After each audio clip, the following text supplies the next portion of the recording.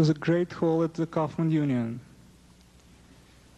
Today's forum will focus on current events and issues in the Middle East.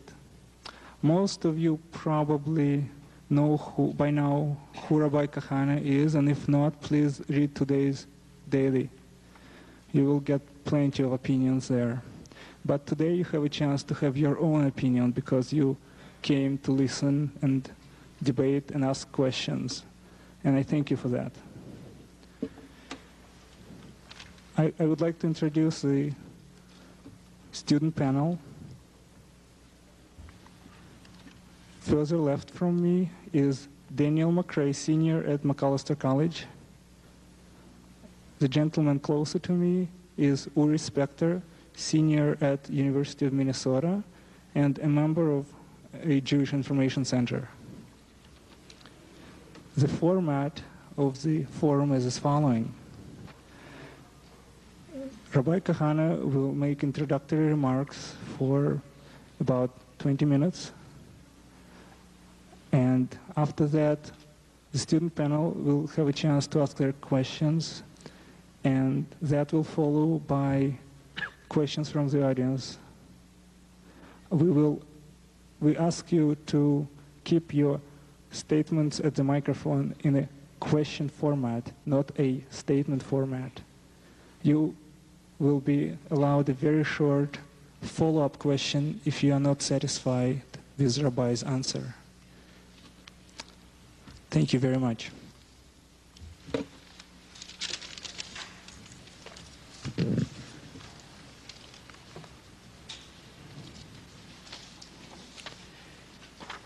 I can think of no better way to begin than by addressing the flyer put out by Hillel. I don't recall a similar flyer against Louis Farrakhan put out by any black group on campus. I can't imagine a flyer against any Arab speaker put out by any Arab group, because the blacks and Arabs are normal, because the blacks and Arabs have self-respect, and Hillel is an abysmal example of a soul of slavery that is the product of 1,800 years of exile. They should be ashamed of themselves. But I want to address what they said, because I think it's important for you to understand that while they refused to come here today in forum, in debate, and the reason why they are not here is not because they don't want to dignify me, because they know that they can't handle me. So I want to deal with their written word. They speak of my history of violent actions in the United States and in Israel. Let's understand what the connotation of violence and violent acts that I've done really means, especially in light of the recent visit of Mandela to this country, in which he refused to repudiate violence, stating that if a people that has no weapons is up against a government that has weapons, then violence is the only way. That's what Mandela said to the ringing cheers, not only of blacks, but every Jewish liberal. Because we all know that violence is good when it is used in South Africa, or in El Salvador, or in Nicaragua. What kind of violence are they talking about that they condemn that Mayor Kehana used in this country? 22 years ago, when the Jewish Defense League began the battle for Soviet Jewry, when Hillel never even knew that there was a question of Russian Jews, of course we used violence. For 50 years, half a century, the Soviet Jews were in their Soviet prison and crying out. And who did anything for them? Hillel? The B'nai B'rith? The ADL?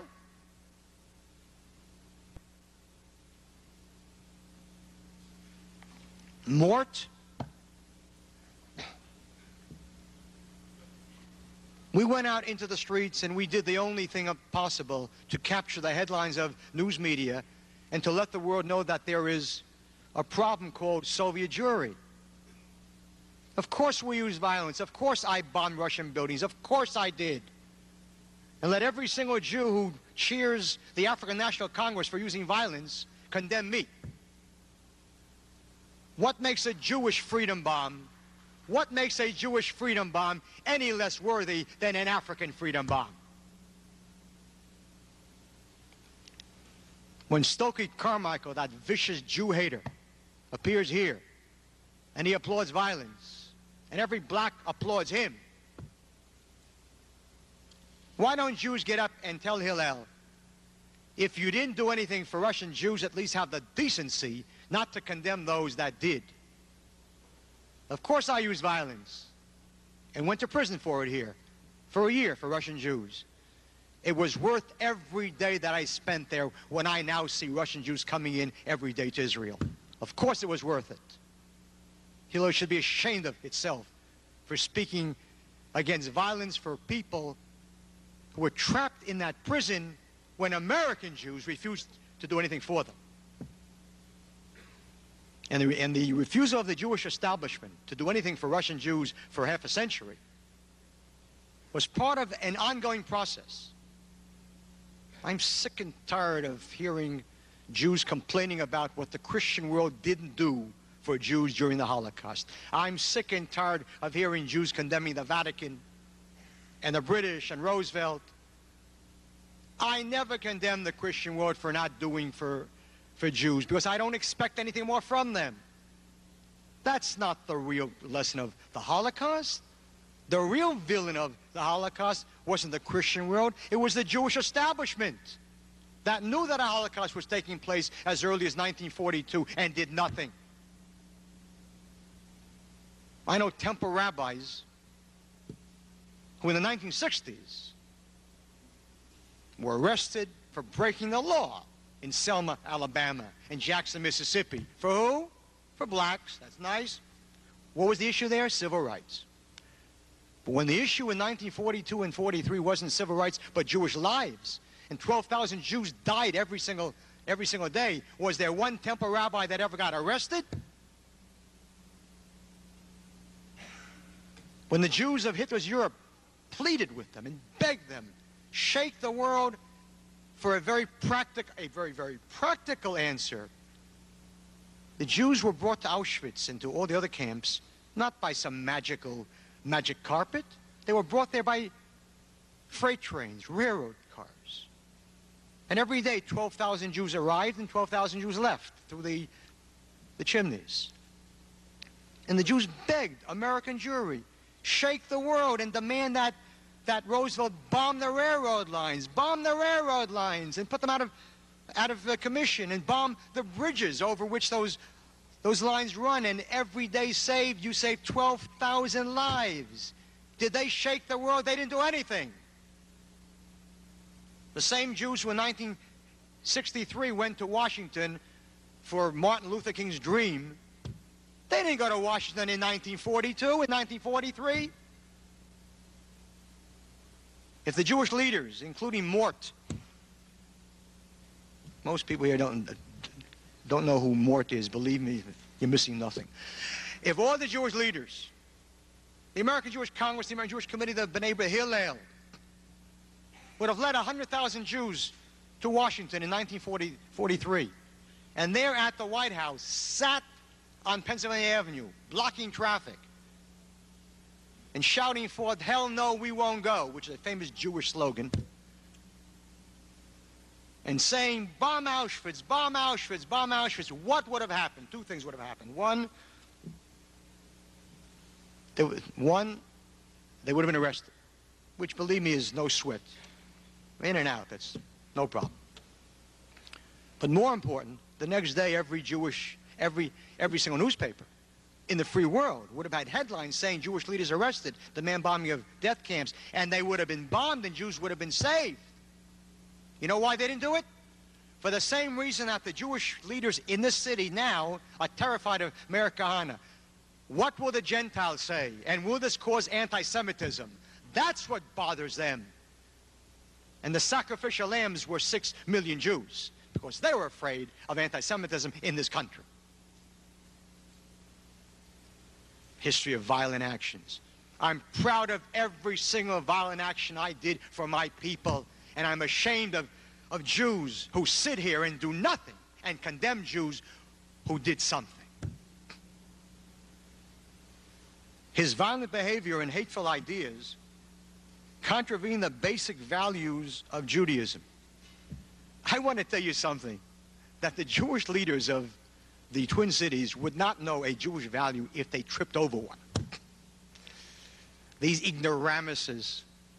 Who becomes a Jewish leader in Minneapolis, in St. Paul? You think a scholar? Someone who's wise in Judaism, scholarship? Of course not.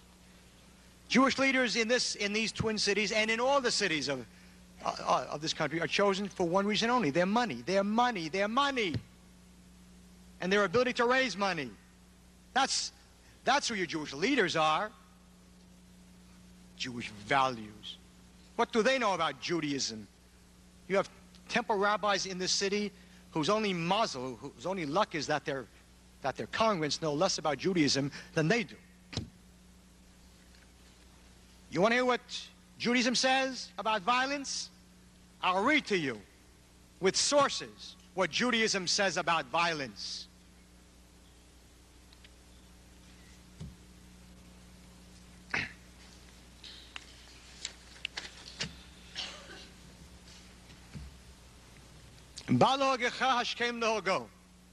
I would ask any local rabbi here what that means, but I'm afraid that most don't speak Hebrew. So I'll translate for you. If one comes to slay you, slay him first. That's in the Talmud in Brachot. Meir Kehana didn't make that up. That's in the Talmud that Mort's great-grandparents once studied. There was a Jew named Pinchas, Phineas, to all the Baptists sitting here. And Pinchas, in a moment of zealotry, went out and killed a Jew and non-Jew for various reasons, which I'm not going to go into. And now it isn't necessary. You can check it out in the book of Numbers, chapter 24 and 25. And the rabbis say the following: that he who sheds the blood of the wicked, kol hashofech damo shel rishayim, ki'ilu hikriv korban. One who sheds the blood of the wicked, it is as if he has brought a sacrifice to God. I didn't write that. That's in the Talmud. Now you can burn one's local Talmud. I don't care about that. But don't babble about Jewish values when you would know one, if you saw one. In the Bible it says in Deuteronomy chapter 20, Ki tetzei leminchama al oivecha, when you go to war against your enemies. And the rabbis asked, why is it necessary to add the words against your enemies? Obviously one doesn't go to war against his friends. And they answer, Amar HaKadosh Baruch Hu, the Almighty said, Bo alehim koivim, go against them as enemies. Kishem shenam rachamim alechem, just as they don't have mercy upon you, kach atem lo terachamu alehem, don't have mercy upon them. So much for the poor Palestinians. I didn't say this, and I didn't write this. That's in the Talmud. That is Judaism. If Hillel, in its ignorance, does not like this, they can hand out leaflets against the Talmud too, but not against Meir Kehana. Either be consistent or shut your mouth.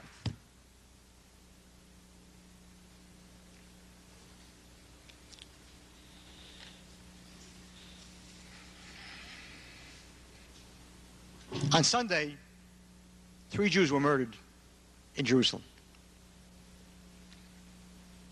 I didn't hear the UN condemn the Arabs for murdering those those Jews. I waited and waited and waited and waited and waited and waited and waited and nothing. Nothing. I didn't hear the new Jewish agenda condemn them. I didn't hear Peace Now condemn them.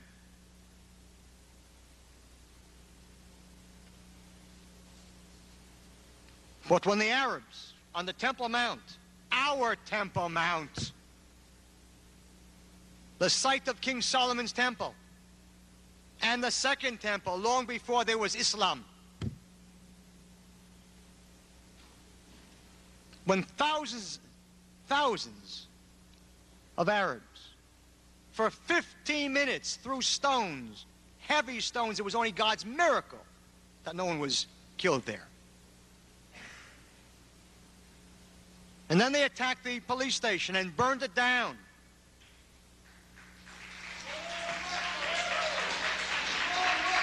You hear that?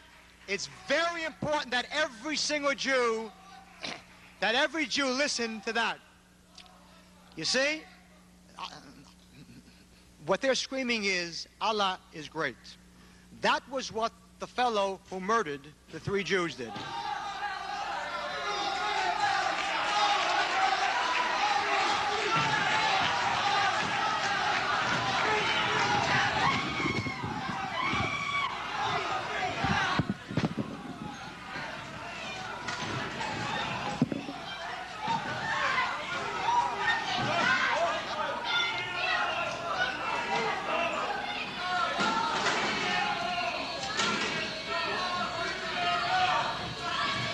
We're not stopping. Don't worry. This is a temporary. Wait a minute.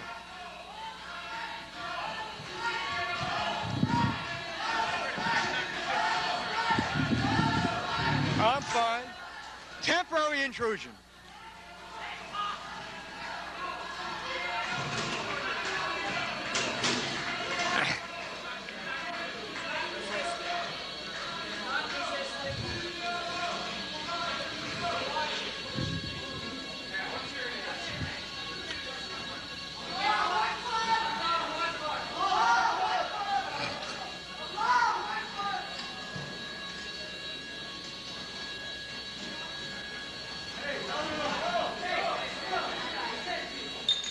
All right.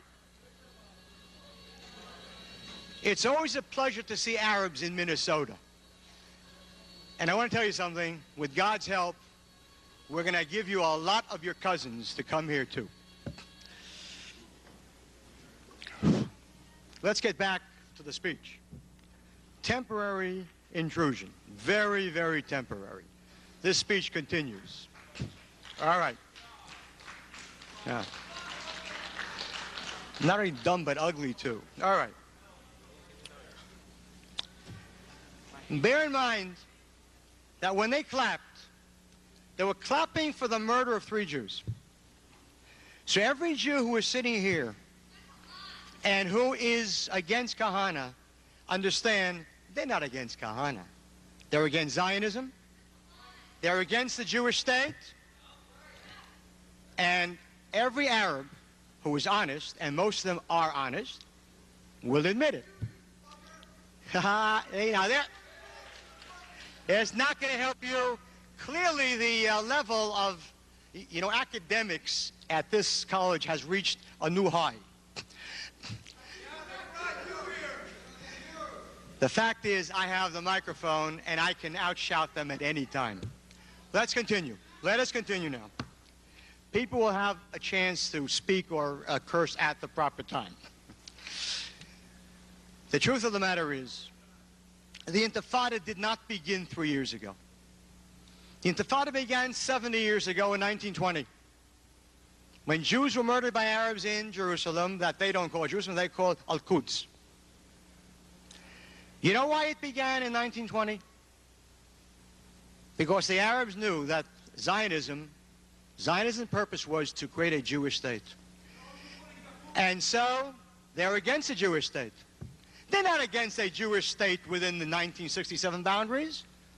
Because if that's all that bothered them, the 1967 boundaries, how come there was no peace in 1966? In 1947, the UN proposed a partition plan to create two states, Jewish, Arab. Guess who said no? Guess who said no? You have 20 chances to guess who said no. The Arabs said no, and they went to war. They could have had not only what they call the West Bank, but they could have had Western Galilee. They could have had Jaffa. They could have had Ramleh. They could have had Lida. They could have had Nahariya. They could have had Ashdod and Ashkelon and Beersheba. They said no. You know why? Because they wanted everything. So they went to war, and they lost. And they lost. And then they went to war in 1967 again, and they lost. And they're in a rut. And they're in a rut because, fellas, if you would ever be so dumb as to try a war again, this time Jordan belongs to us too.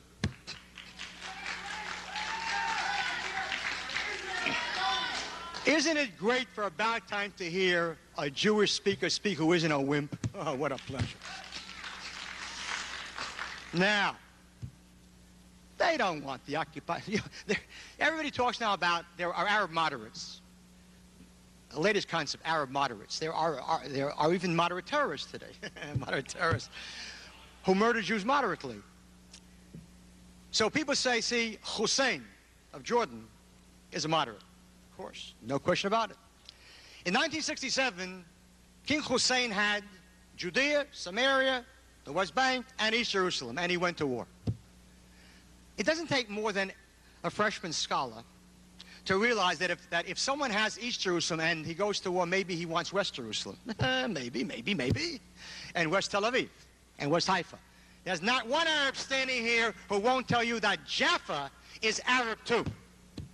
Right? Right. There's not one Arab that won't tell you that Tel Aviv is Arab too, and that Haifa is Arab too, and that the Galilee is Arab. Of course, that's what they believe. So don't fall into this stupid trap. If Israel would only give up the lands which the Arabs already had in 1967, then there would be peace. They don't want peace. They want to wipe out Israel, and they will never do that. It belongs to us and not to them, period. Sit down. You'll get your turn right now. I speak. This is not the Knesset, fella. One person speaks here at a time. You will sit down. I speak and not you, so shut up. Now, so therefore, so don't believe the Palestinians.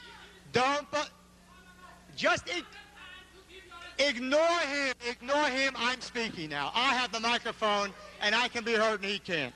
Now, so therefore, understand that they murdered Jews in the 1920s, and they murdered Jews in the 1930s, and they murdered Jews in the 1940s, and there was no occupied land in 1967.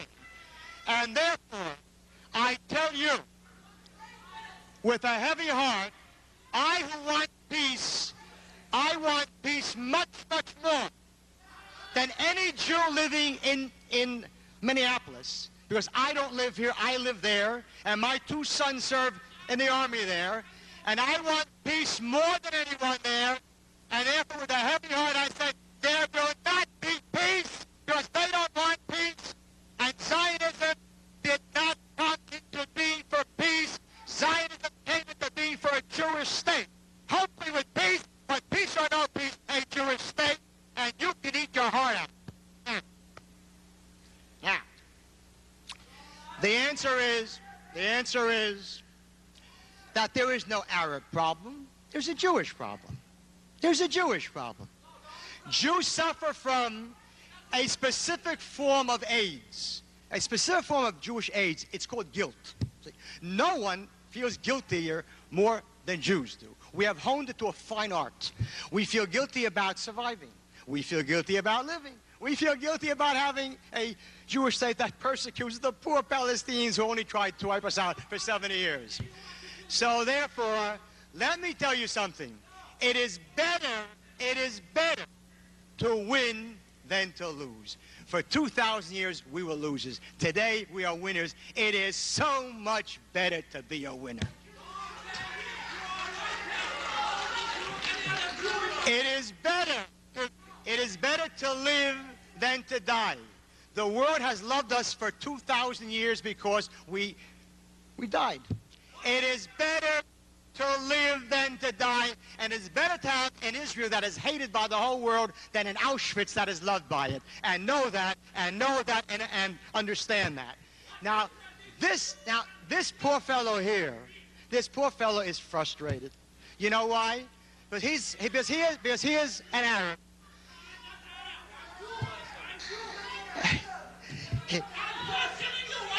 He isn't. Just get over there, fella. All right. It is unbelievable. He says, I'm not Arab, I'm Jew. If you're Jewish, I'm a Swede. Now, in any case, his frustration is that in 2.5 weeks, I go back home to Israel, and they have to stay here in Minneapolis, St. Paul. And so, therefore, understand, no guilt, no guilt. For 1,800 years, we had no state.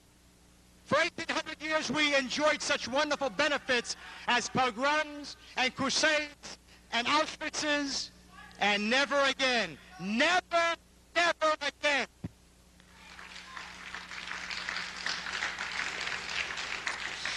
Now, the other thing that I want to speak about, see, not America. Every Jew, listen carefully. Not Meir Kahana's racism, Zionism's racism. Every Hillel member here who had the lack of self-respect to hand this out, knowing that Arabs are going to be here, no, they're not against me. They're against every Zionist. They're against the Jewish state, and you should be ashamed of yourself, because I understand Arabs, and they understand me, and neither of us can understand you. And so, because I do it so well. Now, the second thing that I've come to this country to speak about, and especially to young people, to young Jews, is the incredible liar. I didn't come here? It's an incredible liar. I tell you something. If you didn't come here, I would have to invent you to come here for me. It's just a pleasure. I was born here, and I know America, and I think that this country here, for the Jewish people, has been the greatest country outside of Israel in Jewish history. But, that which was is not always that which will be. I have never, ever seen the level and the virulence of anti-Semitism in this country since World War II. When Stokely Carmichael came here and said what he said, he could have never said that 20 years ago. He came here and he was cheered by black students and by leftist students.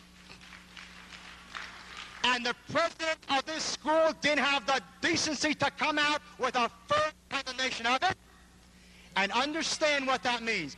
Now, I don't cry about anti-Semitism. I'm not a crier.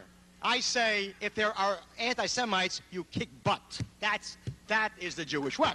That is the Jewish way. I don't cry about it. I don't cry about it. There should be formed a JDL here. And when you hear people insult Jews and Judaism, give it back to them 7 times for every single statement. Of course, of course. Our problem is that Jews want to be loved. They want to love. I don't want to be loved. I want respect. And you don't get respect unless you have self-respect. I want to be loved by these here people. Who cares about them? But I want to tell you one thing. Among the guilt trips that Jews have is a fear of calling blacks anti-Semites. If Farrakhan would be white, oh, the B'nai B'rith would have been breathing fire. The American Jewish Congress would have been congressing. The ADL would have been ADLing. But if you're black, you can say it. Now, I believe that all people are really equal. And what does equal mean? Equal for good and for bad. If he's good, he's good. If he's white or black. And if he's bad, he's bad. If he's white or black. And Farrakhan is bad. And Jesse Jackson Jackson is bad and Toure Carmichael's bad. Racist. You see that? It is programmed in them. It is programmed. Racist, race. The fact of the matter is, eat your heart out. I'm speaking. Now. So understand, I remember Sabra Shatila. It was a great, great day. Now. Boom, boom, boom. What was Sabra and Shatila? Christian Arabs, murdered Muslim Arabs. Boom.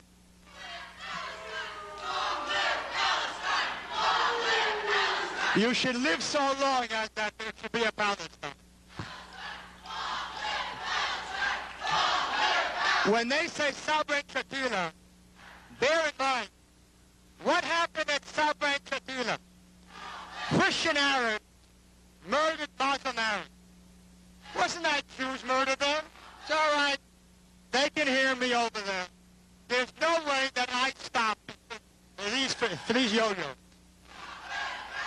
When people say that Jews and Arabs should live together in coexistence, bear in mind what happened at Sabra and Shatila. It was Christian Arabs that murdered Muslim Arabs. When they speak of coexistence between Jews and Arabs, the fact is that in Lebanon, Arabs can't live together with other Arabs. Sunni Muslims and Shiites and Druze and Christians and Alba and Hezbollah, everybody kills everybody else. But of course, we'll live with them because we have so much in common. There won't be coexistence. Not because we don't want it, but because they never wanted it, and they won't want it. And so know one thing, there will never be a Palestine. There will only be the land of Israel.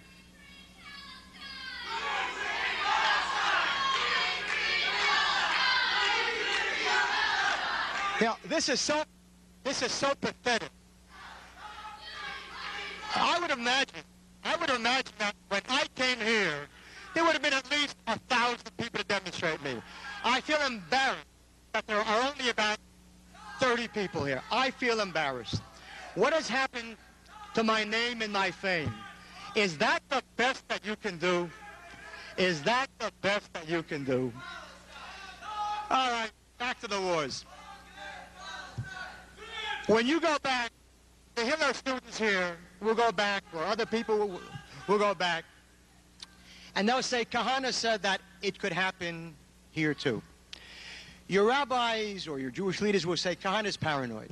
Well, first of all, know one thing. Paranoid Jews live longer. That's the first thing. That's the first thing. Secondly, I'm not paranoid. The Jews of Germany were as convinced in the 1920s that it could never happen there. Find a Jew who lived in Germany then, prior to Hitler, and ask him, how did Jews live there? And he'll tell you, what do you know about the good life? And what do you know about how we love Germany with a passion? There was even a Jewish foreign minister in Germany in 1922. There wasn't a Jewish Secretary of State in this country till 1972. And that's only because he fled Germany. They loved Germany. They didn't even call themselves Jews. They called themselves Germans of the Mosaic persuasion. It couldn't have happened there. That was the land of culture, Kultur. And it happened there. It didn't happen there because Germans are different. Germans are not different. That's racism. Germans like all other people. What happened there, that there was a terrible economic collapse. Terrible, terrible. And people lost not only their money, they lost their hope. And when someone loses hope, he'll follow anyone, any sickness, even Arafat. Let's go. It's like pushing a button. Come on. Like Pavlov's dog, you know, and they salivate. Now, here we go.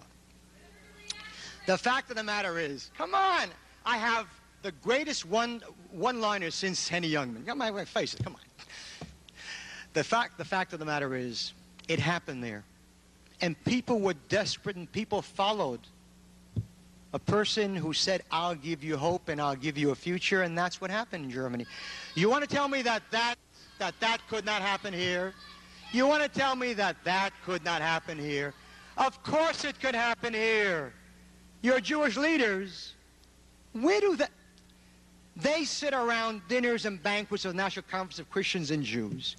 That's not where one is going to hear what people really think about Jews. Over there they sit and exchange jokes and compliments and plaques. Your plaque, my plaque, plaque, plaque, plaque, plaque, plaque. That's not where you hear it. There's one place to hear what people really think about Jews. That's in a bar. Not a trendy bar, a neighborhood bar. When the schnapps goes in, that's where you hear what comes out. The Jews run the country, the Jews own this, the Jews. And that's when times are good.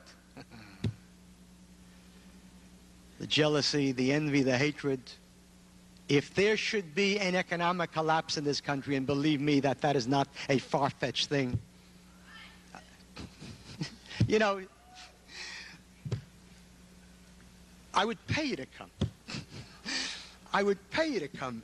You're so incredibly great for me. Yeah. You make me look so great. A banking system that is on the verge of collapse. Loans that will never, ever be paid. An FDIC that hasn't got more than 60 cents on every single $100 to cover the deposits that you think are insured. A national debt of $3 trillion. No sweat, $3 trillion. If the Japanese weren't buying up America, who would cover the national debt? That's what this country faces. So I plead with every single Jew to think carefully about what could be here. And to think about what the ultimate answer is. And the ultimate answer is, go home, come home. We have a state of our own. Come home. We don't need money. We need Jews. We need... Yeah, fella not from New York, from Brooklyn. There's a tremendous difference. Obviously, you're not from Brooklyn. My great-grandfather came from Israel. His name was Abraham. And his son was named Isaac. And his son was named Jacob. I didn't come to Israel. I came back to Israel.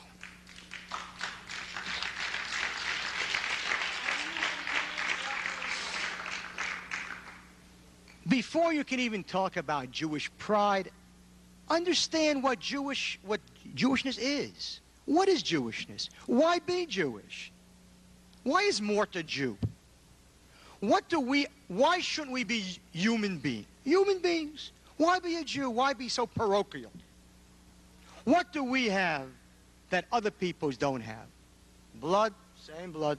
Skin, same skin. There are black Jews, white Jews, green Jews. Yeah. That famous Jewish head. If I had $1 for every dumb Jew I met, I wouldn't be rich, but I'd be comfortable. There are smart Jews and dumb Jews and smart Gentiles and dumb ones. That's nothing special with the Jewish people. There's one thing that we have that no one else has, and that's the reason to be a Jew.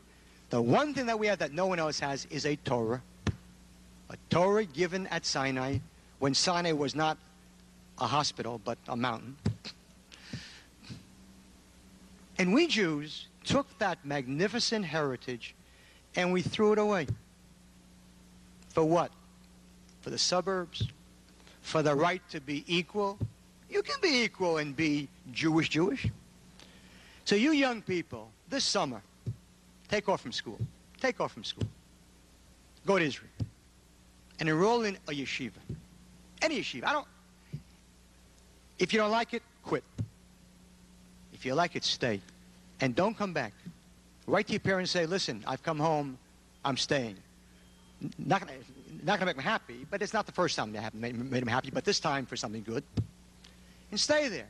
Who says every Jew has to have a BA? Who says that every Jew has to be doctor, lawyer, CPA, or marry one? Where? Where does it say that? You can learn to work with your hands. You can learn to plant a tree on a Jewish settlement in Judea and Samaria, which belongs to us and not to them. Pavlov, quiet. Even they're impressed. And get married and have a dozen babies. We owe Hitler 2.5 million babies. Let's pay him back with interest. Everyone a gem, everyone a diamond. And then 30 years from now, when you're sitting in your settlement, which is now a town, our town, and you talk to your children and your grandchildren in Hebrew, and you tell them how it was when you first began, and they look up at you, and in Hebrew they say, Eza Saba, what a grandfather, Eza Safta, what a grandmother, then you know what being Jewish is. Then you know what Jewish pride is. Forget them. They're dandruff. We just brush them off. They're not relevant. You're relevant.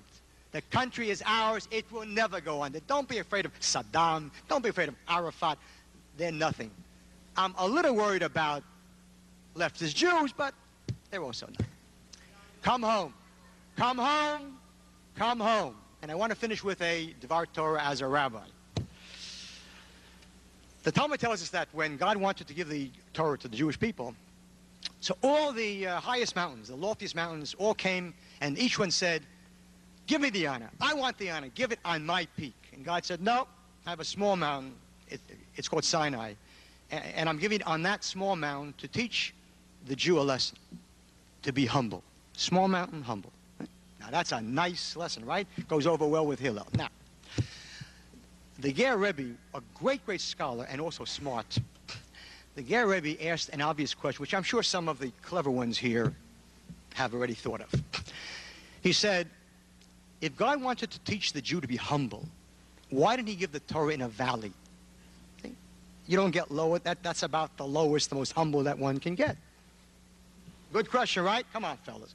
Honestly, good question.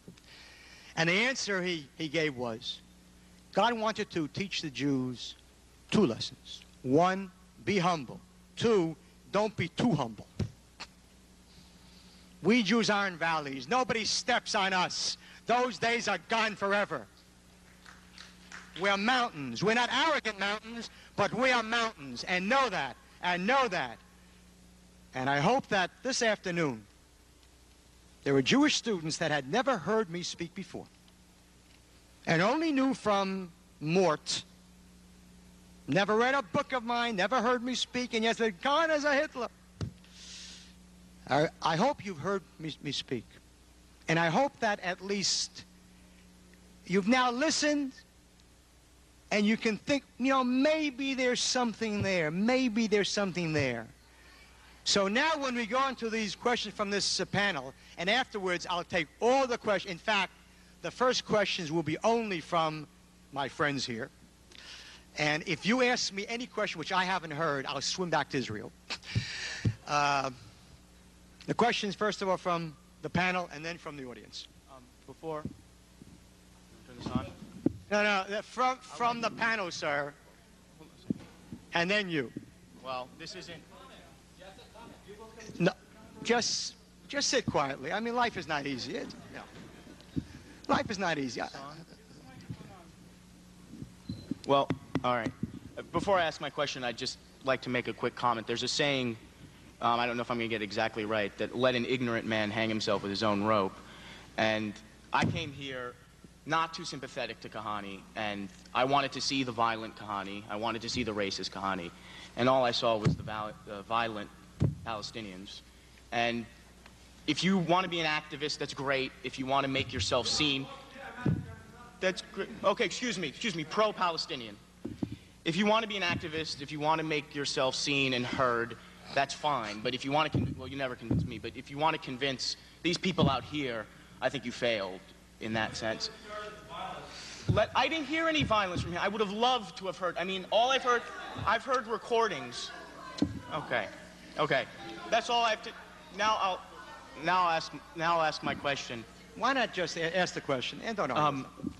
Fortunately, I had heard recordings of you before, and I have heard you say some pretty nasty stuff. Yeah. I'm not a St. Paul rabbi, which probably endears me in your eyes, but I am Jewish, and one of the things that does connect you and me, one of the things that connects you and me is our Judaism and the Torah. So I would like, if the audience would bear with me, to read two parts of the Torah, just maybe to get some perspective, and then I'll ask my question. Everyone knows the famous Sodom and Gomorrah story. Okay. Abraham came forward and said, "Will you sweep away the innocent along with the guilty? What if there should be 50 innocent within the city? Will you then wipe out the place and not forgive it for the sake of the innocent 50 who are in it? Far be it from you to do such a thing, to bring death upon the innocent as well as the guilty, so that innocent and guilty fare alike. Far be it from you. Shall not the judge of all the earth deal justly?" And the Lord answered, "If I find within the city of Sodom 50 innocent ones, I will forgive the whole place for their sake." Abraham spoke up, saying, "Hence I venture to speak, my Lord, I who am but dust and ashes. What if the 50 innocent should lack 5? Will you destroy the whole city for want of the 5? And he answered, "I will not destroy it if I find 45 there." But he spoke to him again and said, "What if 40 should be found there?" And he answered, "I will not do it for the sake of the 40. And he said, "Let not my Lord be angry if I go on, but what if 30 innocent should be found there?" And he answered, "I will not do it if I found 30 there." So on, until God eventually says 10, then he would destroy the city. That's from Genesis 18, verse 16. And the shorter passage I wanted to read was from Exodus 22:20. "You shall not wrong a stranger or oppress him, for you were strangers in the land of Egypt. You shall not ill-treat any widow or orphan. If you do mistreat them, I will heed their outcry as soon as they cry out to me. And my anger shall blaze forth, and I will put you to the sword, and your own wives shall become widows, and your children orphans." Now, I guess you can see what I'm getting at here. To me, those two passages means the rejection of collective guilt, or punishing innocent along with the guilty, and the importance of compassion towards other human beings. Now, you probably know better than me, but from my understanding, never in Jewish history have these two values been applied selectively, meaning it governs Jewish behavior towards Jews as well as Jewish behavior towards non-Jews. And my question then to you is, a lot of the things that you've said, for instance, all the Arabs in Lebanon are not worth the life of one Jew, and calling upon, saying that a Jewish state cannot exist with a democratic state in the long run. To me, as a Jew, that contradicts the essence of Jewish justice, of the sense of Jewish justice, and contradicts basically the only thing that binds you and me, the Torah. Okay.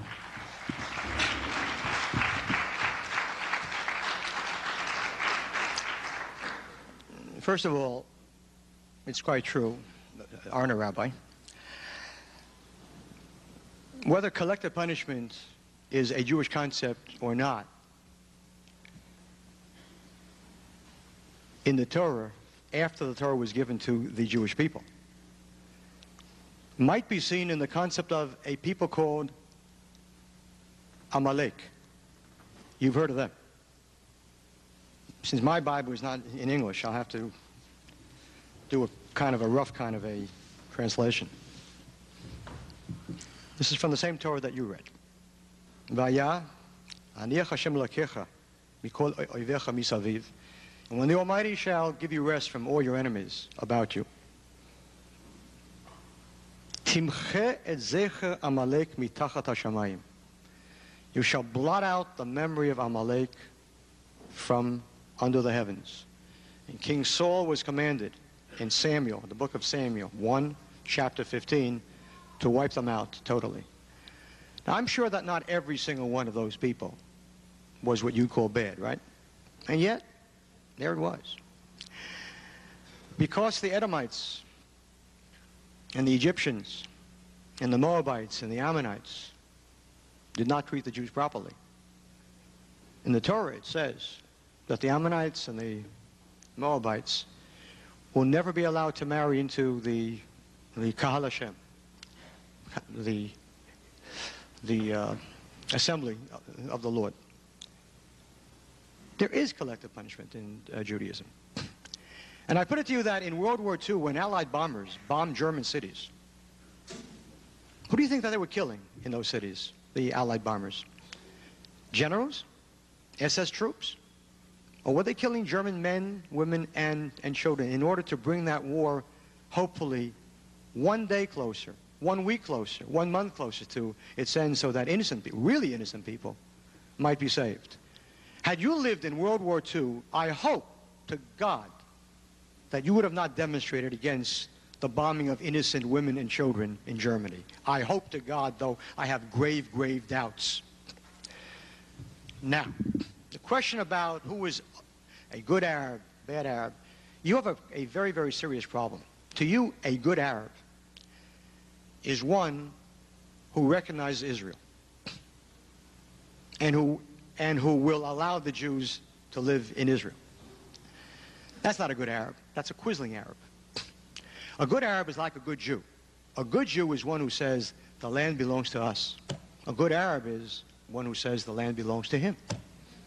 I respect the Arabs. Can't understand you.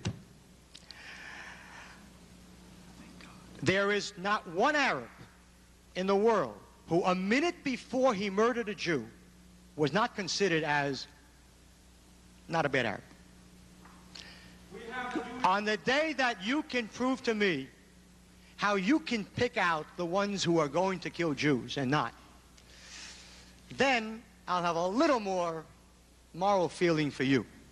But in the meantime, when my wife has to go on a bus and my children and my grandchildren into the marketplace, and I'm not sure when a bomb is going to go off, put there by an Arab who until that moment was a good Arab, in your mind, since there's no collective punishment. It's not your wife. It's not your children. So don't be so moral at my expense. Secondly, the thing that you brought down about the stranger. First of all, let's use the Hebrew word, ger. It doesn't mean stranger. The rabbis tell us 48 times when it says ger, it means a convert to Judaism. That's what ger means, not a stranger. Now, certainly, I'm certainly making a great, great difference between a non-Jew who wants to live in Israel and one who wants to take that country from me. If any non-Jew wants to live inside Israel, of course he should be treated properly, and of course well. But if you're talking about people who say it's our country and Jews are thieves and someday Israel will become Palestine, see? If you only knew how I would pay for you to come with me, what would I do if you weren't here? Did you hear that? Now quote me again that let's treat the stranger properly so that he can take your country from you. And so therefore, that answers your question. Well, next one. I'm sorry, just quickly follow up for a second. I was thinking, I mean, for instance, when the bomb blew up in Jerusalem, yes. Excuse me, on the beach, that basically ended the dialogue between the United States and the PLO for the time being. For the time being. Right. Jews roamed through the streets. Right. And just, threw rocks at cars. Right. Totally randomly. Right. I'm not talking about, I mean, I understand what you're saying, but still it seems to me that despite these outbursts here, that in many cases there are innocent Arabs, ones who have lived in Israel since 1948, own businesses, vote Likud at times. And to me, to punish them for the action of a terrorist, I think does contradict this. And I think a medium, we don't have to go totally out of control. I mean, I believe that Israel should be protected. I'm not sure whether or not we should give the occupied territories back. I don't know. I'll reserve judgment. But I don't believe that, on the other hand, we should go so far as to just say, well, an Arab blew up this bomb, and an Arab's over there, so I'm gonna beat the... In a certain sense, I think, that you're right. But what is your answer to a frustrated and bitter and frightened people that sees this happening every single week, and the government is either incapable or unwilling to take steps? What are they supposed to do? How easy it is for you to sit here in an atmosphere of a college, university, a campus, and talk about it's not right. I agree with you. Can't you begin to grasp how they feel? Secondly, if I would ever be Prime Minister of Israel, Not one Arab would ever be killed because they wouldn't be there. And I would rather move them out and have them live with their own people than kill them every single day. What is more moral? What is more moral? Tell me. Having the army shoot them every single day because they throw rocks and firebombs at soldiers? Is that more moral, or is it more moral to have an exchange of populations? We took in 800,000 Sephardic Jews from Arab countries, and now let's finish it by giving them the Arabs from the Jewish country. I think that that is a moral issue and a moral answer, and if you don't think so, it's not enough to say, well, I don't think so. You had better give a better answer, because if you tell me, well, I have no answer, that is no answer to me, and my wife, and my children, and 3.5 million Jews living inside Israel. Yes. Next. Okay. As you know, majority of Jews still are not religious in Israel, and there are still liberal Jews who are not support your ideas. So if you gain the power, how it will affect and impact the lives of those Jews and liberals? Sorry, again? The majority of Jews in Israel still are not religious, and there are still liberal Jews who are not support your ideas. If you gain the power, how this will affect and impact their lives? Most of my votes in 1984, when I won a seat in Parliament, did not come from religious Jews. We were the only party based upon Torah which ever in the history of Israel received 80% of its votes from non-observant Jews. I'm speaking about issues which have nothing to do with whether one is an observant Jew or not. I'm speaking about survival. You think that when I'm cheered in Sephardic neighborhoods, it's because of my yarmulke? It's because I say things that they understand. Why do Sephardic Jews back me in such great degree? Because they come from Arab countries and they lived under Arabs, and they fled those Arabs, and they never again want to live with them. I come here to Minneapolis, and I find myself in the Middle West. Fine. Well, the Middle West is not the Middle East. Get that clear. In the Middle East, you don't solve problems over coffee and cake. Here, any problem arises, let's sit down, let's talk it over, coffee and cake, compromise, come out and we'll finish. You say that, we can work it out. The Middle East is a different mindset, a different culture. There is no compromise. There's a difference. So now, certainly the majority of Jews inside Israel are not observant Jews. But that has no relevance to the issue which I raise. There are many, many of them who will support me until we move the Arabs out, and then afterwards won't support me, which is sad, but it's the way it is. In the meantime, support me. Support me. Yes?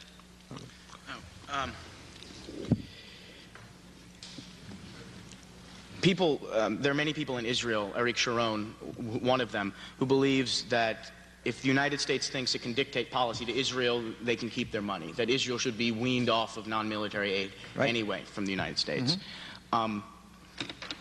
If we follow your path of expelling Palestinians from the West Bank and Gaza, the issue will become not the withdrawal of help, meaning the United States, okay, we're not going to help you anymore, but the inflicting of pain by the international community. If the EC can consider sanctions now, when I feel Israel is relatively blameless, what's going to happen if your program is implemented? And finally, I'd just like to point out that I think it's taken as a given that no country can withstand international sanctions, economic sanctions from the world community if they are united. Not South Africa, not Iraq, not Israel. And in that way, I feel that your positions are putting Israel on a collision course with the country that I was born in and the country that I love, and I don't want to see that happen. I have news for you.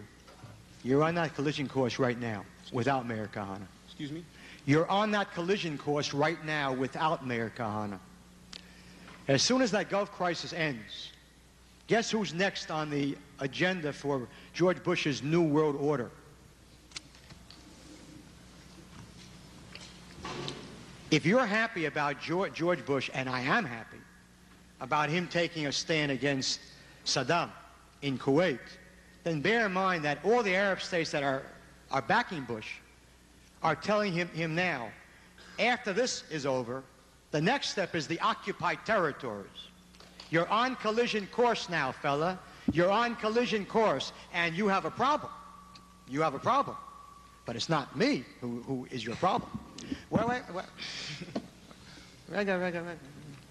Or as they say, shwai shwai, right? Shwai shwai.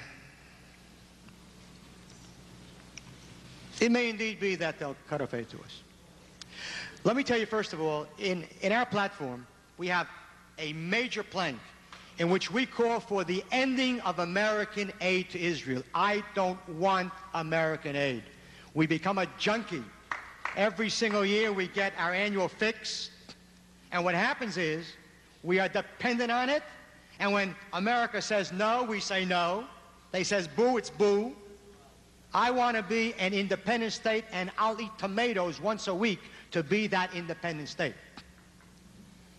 I don't want them to send flowers to my grave to show how much they love me. The fact is that if Israel would become a free enterprise country, if they would dismantle the bureaucrats and socialism and the pkidim, or the clerks, and they allowed people to invest in Israel and make a lot of money, you would get billions of dollars of private money coming into Israel every single year. But they don't. I know wealthy Jews in this country and wealthy non-Jews who want to make money and who would love to invest in Israel and not Singapore. But in Singapore, they welcome you. Come on in, whatever you want. Main thing is build us a factory. In Israel, you go through the 7 circles of Jewish hell. You need a permit, the license to get the permit, and then they ask you, and how much do we get out of it? He's putting the money. Give him 20 years tax-free. Let him build a factory first and give jobs to us and export and hard currency. Let him do it. We Jews have made every country rich in which we've lived except Israel. Well, so don't worry about American aid. I don't want it. I want us to be treated on an equal level, not like some serf. I don't want the aid. I want Jews to earn their own way. I want Jews to learn to work hard again. I don't want Arabs building my houses. I want Jews building the houses, collecting garbage, paving the roads. That's what Zionism was always meant to be, to make us normal. And secondly, finally, as a rabbi, I must speak to you. Once upon a time, we Jews believed in the burning bush, right? Why did you exchange the burning bush for George Bush? Where is your faith that the Jewish people, if it does the right thing and has faith and, of course, a powerful army, if it does what he wants, he'll do what we want. Have faith. If we Jews hadn't had faith for 2,000 years, we'd have long since converted. Have faith. We are winners. Wait, just a second. Go ahead. Okay, one more question here, and then, no, 2 and 2, and then afterwards. No, go ahead. Go on. You finish it. Okay. I don't cop out on questions. Believe me. Go on. You said that non-Jews who live in Israel should not live as citizens, but permanent residents. So what is your opinion about non-Jews in Israel, such as Bedouins and Druze? What is your opinion about non-Jews in Israel, such as Druze and Bedouins, who serve in the army and participate in the Jewish life, social life in Israel? What will be their status after you gain the power? I believe that any non-Jew who recognizes the Jewish state can live there with his personal rights equal to that of all Jews, but no national rights. I believe that the Jewish state was set up for the Jewish people. I didn't say that. The Declaration of Independence of Israel declares, Anu machuzim bezot al hakamat medina Yehudit. We hereby proclaim the establishment of a Jewish state. A Jewish state? What if Jerry Fowler would say, I want a Christian state? Well, you have a problem. Sometimes Western democracy and Zionism are not exactly equal. And that's what makes people upset at Mir Kehana. Because I say painful truths. Any non-Jew, including Arabs, who are ready to live in Israel with their personal status equal to that of Jews may do so. But no national rights. The state of Israel was created for the Jewish people, and anyone who becomes Jewish has absolute rights. Any convert is as Jewish as Mir Kehana is. It isn't a racist concept, it's a religious concept. And it was always so. It was always so. So that's the question, that's my answer. Yes, sir. The United States I'm not is agree with the greatest democracy throughout modern civilization. And one of the pillars of this democracy is the separation of church and Right. state. Now, where do you get the slightest idea that you can create a religious state and hope to get by in any reasonable fashion? And why the United States is in bed with a religious state is beyond me. This is the beginnings of our problem. What the hell? There's no difference between the United States becoming a religious state or jumping in bed with them. The Israelis are leading us down the primrose pathway because we have denied and rejected the principle of separation of church and state. Therein lies the problem. Religion and state does not work. I want to know how come America jumps into bed with Arabia, which doesn't exactly separate church and state. They have those kinds of defense mechanisms. We're not giving that kind of... Excuse me, sir. Sir. Listen. Wait a second. You spoke, and I was quiet because I'm basically polite and also moderate. Now, if you haven't finished, finish, and then tell me that's it, and then I'll speak, okay? Go on, finish. Good. Okay? Good. Why did we jump into bed with Kuwait long before this incident happened? Did anyone ever tell you that Great Britain doesn't separate church and state? Well, if they haven't, he just did. Sweden doesn't separate church and state. Norway doesn't separate church and state. America is an exception in the Western world. Most states do not separate church and state, including Canada. So where do you come off telling me, where do I get off telling you? Trying to say that Sweden or Canada have the same kind of religious arrangement as Israel does. I did not say that, but you have now raised the... No, you're right. Israel has a different one. But you raised, first of all, the issue of separation of church and state, which I've dealt with. Now we come to Israel. The Jewish people, by definition, are both a religion and a nation. When a non-Jew wants to become Jewish, he isn't given some papers at some ministry. He goes to a rabbi and he converts through a process of Judaism, religion. In the Bible, it states, you're an Am Kadosh, a holy people. So we are a people, a nation, and yet at the same time, a holy people. A religio nation, if you will. So by definition of what the Jew is, that is what his state is. And Islam has precisely the same concept. Christianity may have it, in many, many cases doesn't have it. Protestantism, for the most part, doesn't have it. The Catholic Church, for a long, long, long time, never and ever separated church and state until Martin Luther came and forced them to ease up. Judaism, long before there was Protestantism, there was Judaism.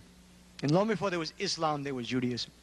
And throughout the ancient world, there was never separation of any kind. If you were an Edomite, you lived in the land of Edom. If you were a Moabite, you lived in Moab. If you were a Philistine, you lived in the land of the Philistines. And no non-Edomite was a citizen of Edom. And that was the way things were until 300 to 400 years ago. Now, you may think that the American way is better, which is, I mean, fine, good.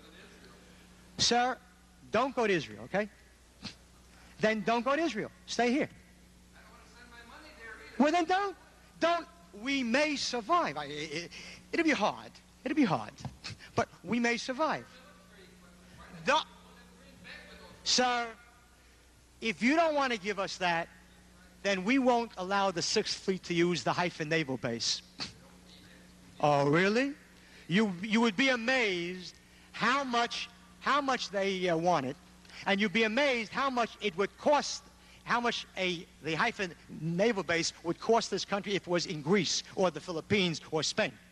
So if you, sir, fine, sir, you are an American and you have an absolute right and obligation to do what is best for America.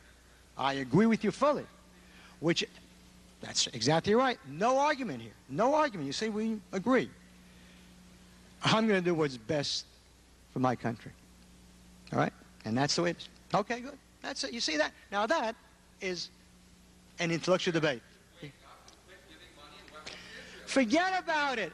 I don't want the money. I don't want it. We have a platform. We don't want it. We don't want it. Give it to Arabia. Okay. Yes, sir. Rabbi, can I greet you in the name of Elohim and maybe pose one question? Even two, because you're a nice guy. Rabbi, when I read the Old Testament and I don't have proficiency in Hebrew, little Greek, little Chinese, but there is the notion in the Old Testament throughout the Pentateuch and throughout the major prophets and throughout the minor prophets, all the way from Zechariah, Isaiah, Jeremiah, Abraham, that Elohim, that Yahweh, El Shaddai, is married unto Israel, the apple of his eye, his chosen people. And that as God draws back the chosen people from the othermost parts of the world, whether it be Egypt or the four corners of the globe, he seems to do it. One, we know that there have always been wars and thoughts of wars. But secondly, he woos them back. In other words, we have the notion that the hand of God is with the Jewish people. But also we have the notion of the arm of the flesh. And it doesn't seem to me that God, when he's actually wooing back Israel, uses quite so much of the arm of the flesh, but woos them, even woos them perhaps through conscience or through other issues of ultimacy. Saul of Tarsus pointed out, the hand of God is with me, so I can go forth. Could you please clarify in my mind this notion of the arm of the flesh, which at times seems to countervail the notion of the wooing of Elohim? Sir, I don't know which Bible you're reading. But I can tell you that throughout my Bible, it says, Et lemilchama ve'et leshalom, which means there is a time for war and a time for peace. There's a time to love and a time to hate. If in World War II we had not hated the Germans enough, we would have lost the war with all the consequences. You think that we should have perhaps wooed the Germans? Or maybe the arm of flesh was the way to do it. Hopefully, if your wife or your loved one is ever attacked, I hope you won't pray to God to woo the enemy away. Had we had a Jewish state in 1936 and 37, 6 million Jews wouldn't have died. And had we not used the hand in 1948, there would be no Jewish state today. Judaism has a basic concept. Faith in God, trust in God, but you don't just leave it to him, you have to do too. And when you do everything in your power, then he woos you. That's the Jewish way. Yes, next. Ah, finally. Okay. Well, I want to make a comment first, and that's against the people running this panel and the police department of the University of Minnesota. I don't know why they allow the person like him to assault everybody, all the audience. 90% of them call them Pavlov dog, or he told me to shut up or whatever, and you arrest one person because he was against him. And he was peacefully standing there. You just handcuff him and take him away. I want you to release him. That's the first thing. And I think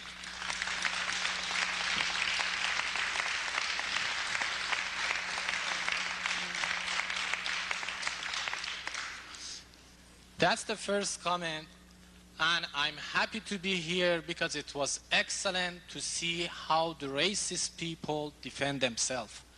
And through all the speech you give to us, I may still wonder in the way you talk about the nation of the Jew or the race of the Jew and how you want to handle or how you want to run your ideal state. What's different between your idea and the fascist idea, or worse one, let's put it, since you came from, well, actually you're not from Middle East, but you claim you are from that. Anyhow, since I'm from there, there is one thing we have in common. We both came from the birth of all religious. And that's the problem right now is existing in Middle East. If you want to run your state based off the religious, what's the definition or what's the difference between you and, in other hand, Hitler on the base of the fascism or Khomeini on base of the Islam? Why are you not thinking about all the human is equal and they have a right to live next to each other regardless of their belief or religious?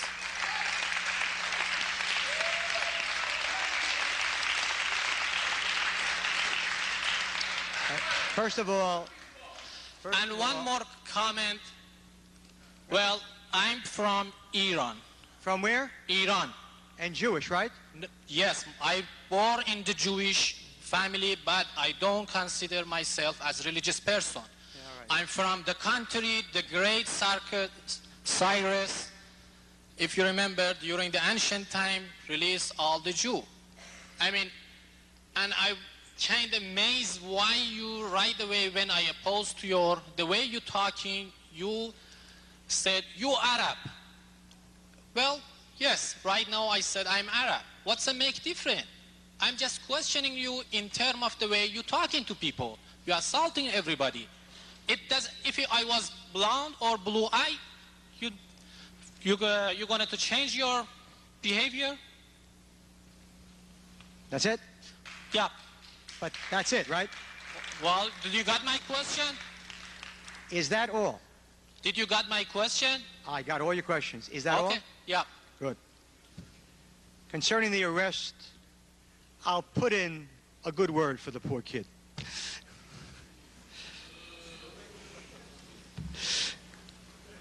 But it was a pleasure to see him arrested. Now, why can't Jews live side by side with Arabs? That's your really basic question after that long speech. That's exactly what I want. I want to move the Arabs out of my country and let them live in their country called Jordan, and I'll live side by side with them. That's not my question. That's exactly what I want. That's not my question. That is my answer to your... Why you don't want people live next to each other regardless of their... I asked you twice. Wait a minute. When you were speaking, you didn't let me talk. And now it's my turn. A second. I asked you before, were you finished? And you said yes. I asked that for a reason, and knowing I that... emphasized that you got my question or no. You're changing my question. Sir, that's not my question. I heard the question. I answered the question the way I answered the question. If you're not happy, you have a right to I'll give you a free ticket to the Wailing Wall. The fact of the matter is, I heard the question. I'll answer the question the way I answer it. If you don't like it, the next turn around, ask me it again. I am ready to allow the Palestinians... What do you mean, me? If the Palestinians want to call Jordan Palestine, who am I to say no? If they want to call it St. Paul, who am I to say no? If they want to call it Disneyland, who am I to say no? But there's never going to be a Palestine in the land of Israel, and get that straight.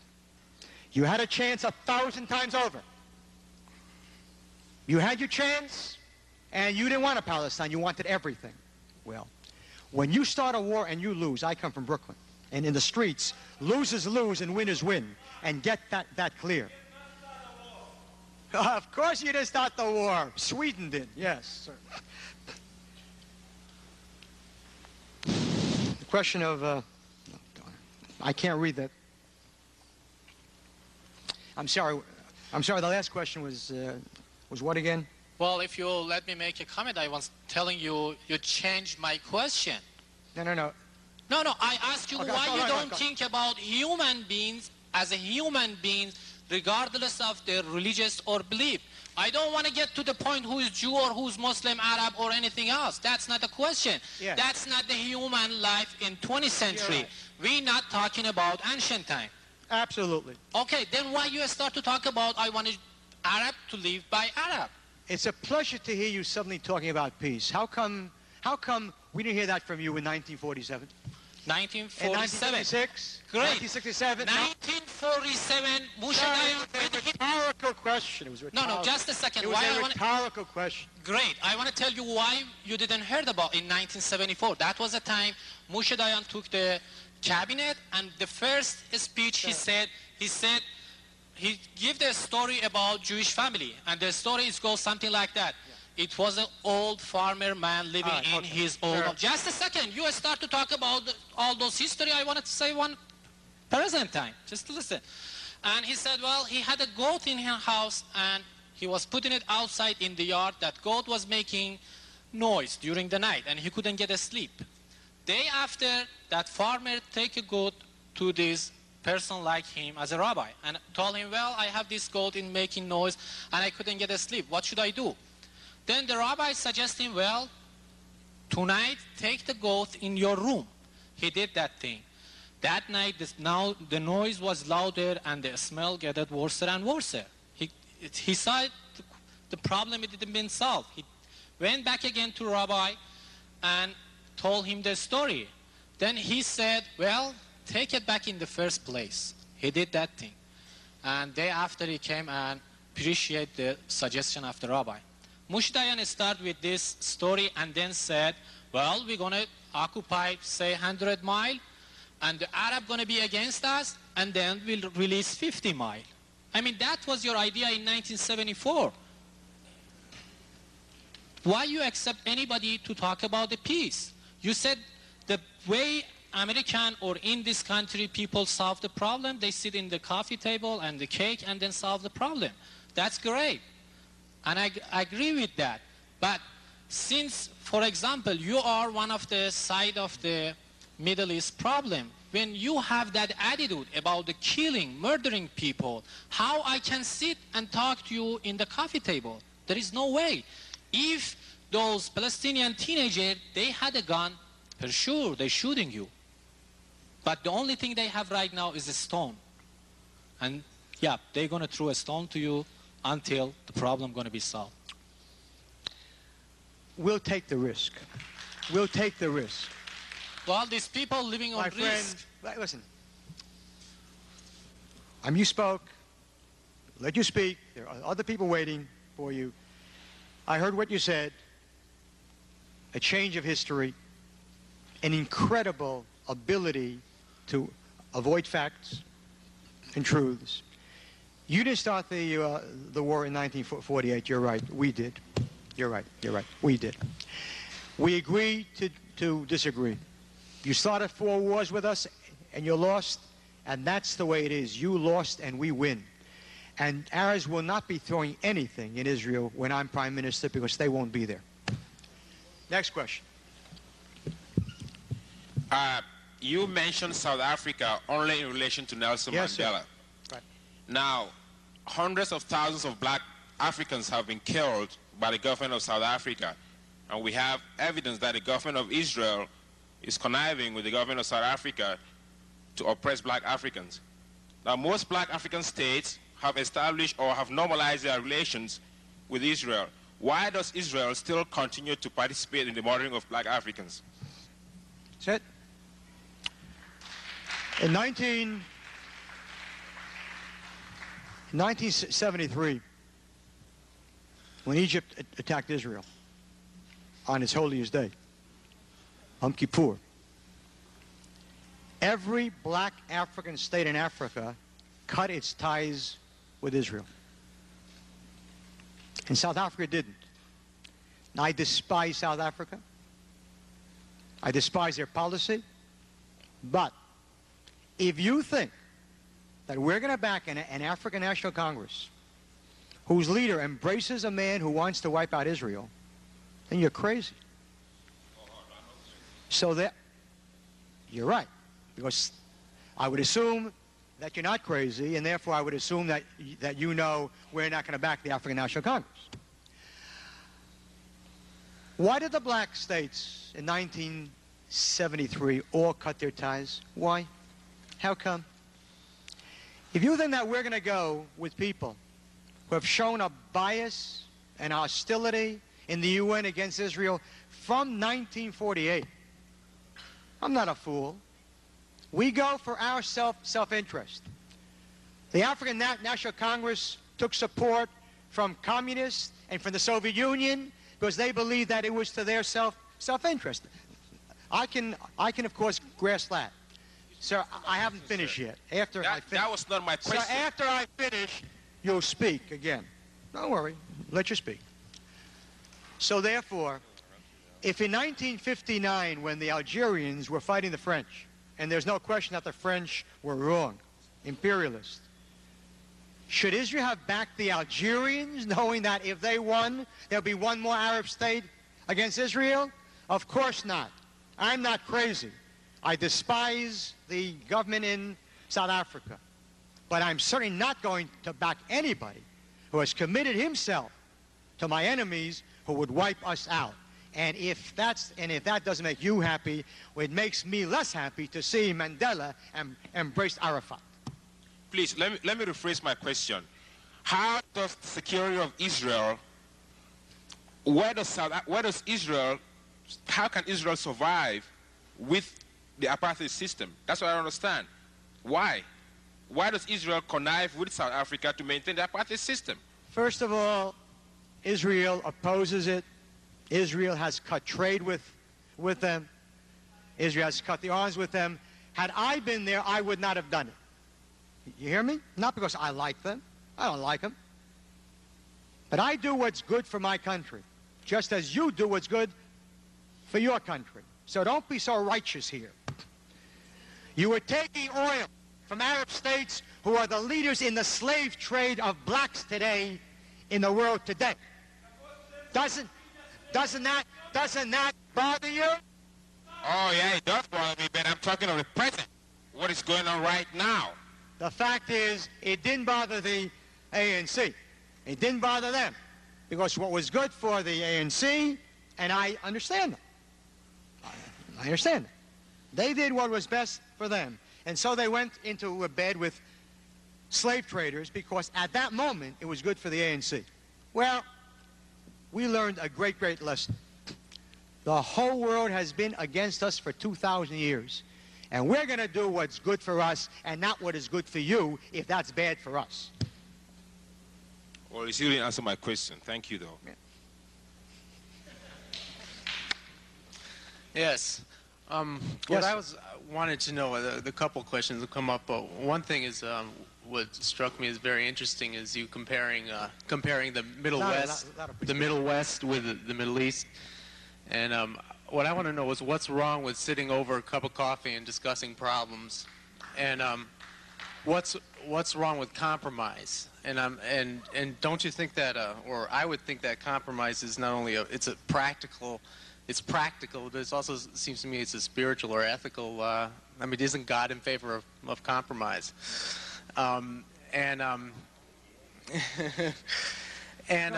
last thing is I've heard Farrakhan speak, and he reminds me a lot of you.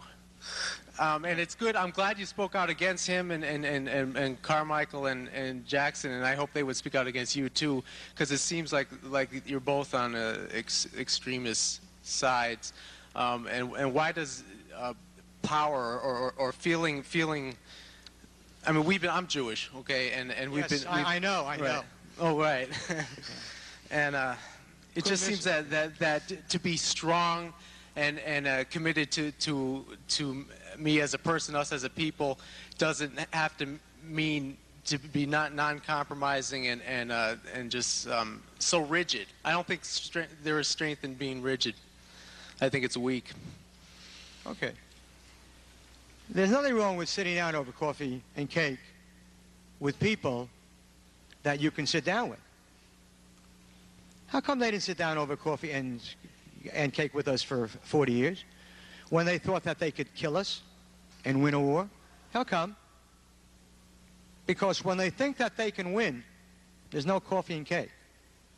When they think that they can't win, except through Jews such as yourself, who is a good Jew, and I say that quickly, and a decent Jew, and a well-meaning Jew, but a naive Jew. They know that you can, only you, and I don't mean you personally, only people who think as you do, only you can help them eventually win, because they can never beat us in a war. I'm ready to sit down with anybody. I have always said we should sit down with Arafat, always, and tell him no. I think that when Jews say there is a difference between Arafat and Hussein, that's a dangerous statement to make. Because then what they're saying is, well, they see, there are bad Arabs and then there are good Arabs.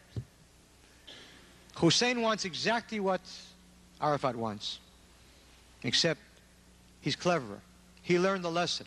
If you say nice things about Jews, then they'll toss money at you, or the Sinai. Compromise?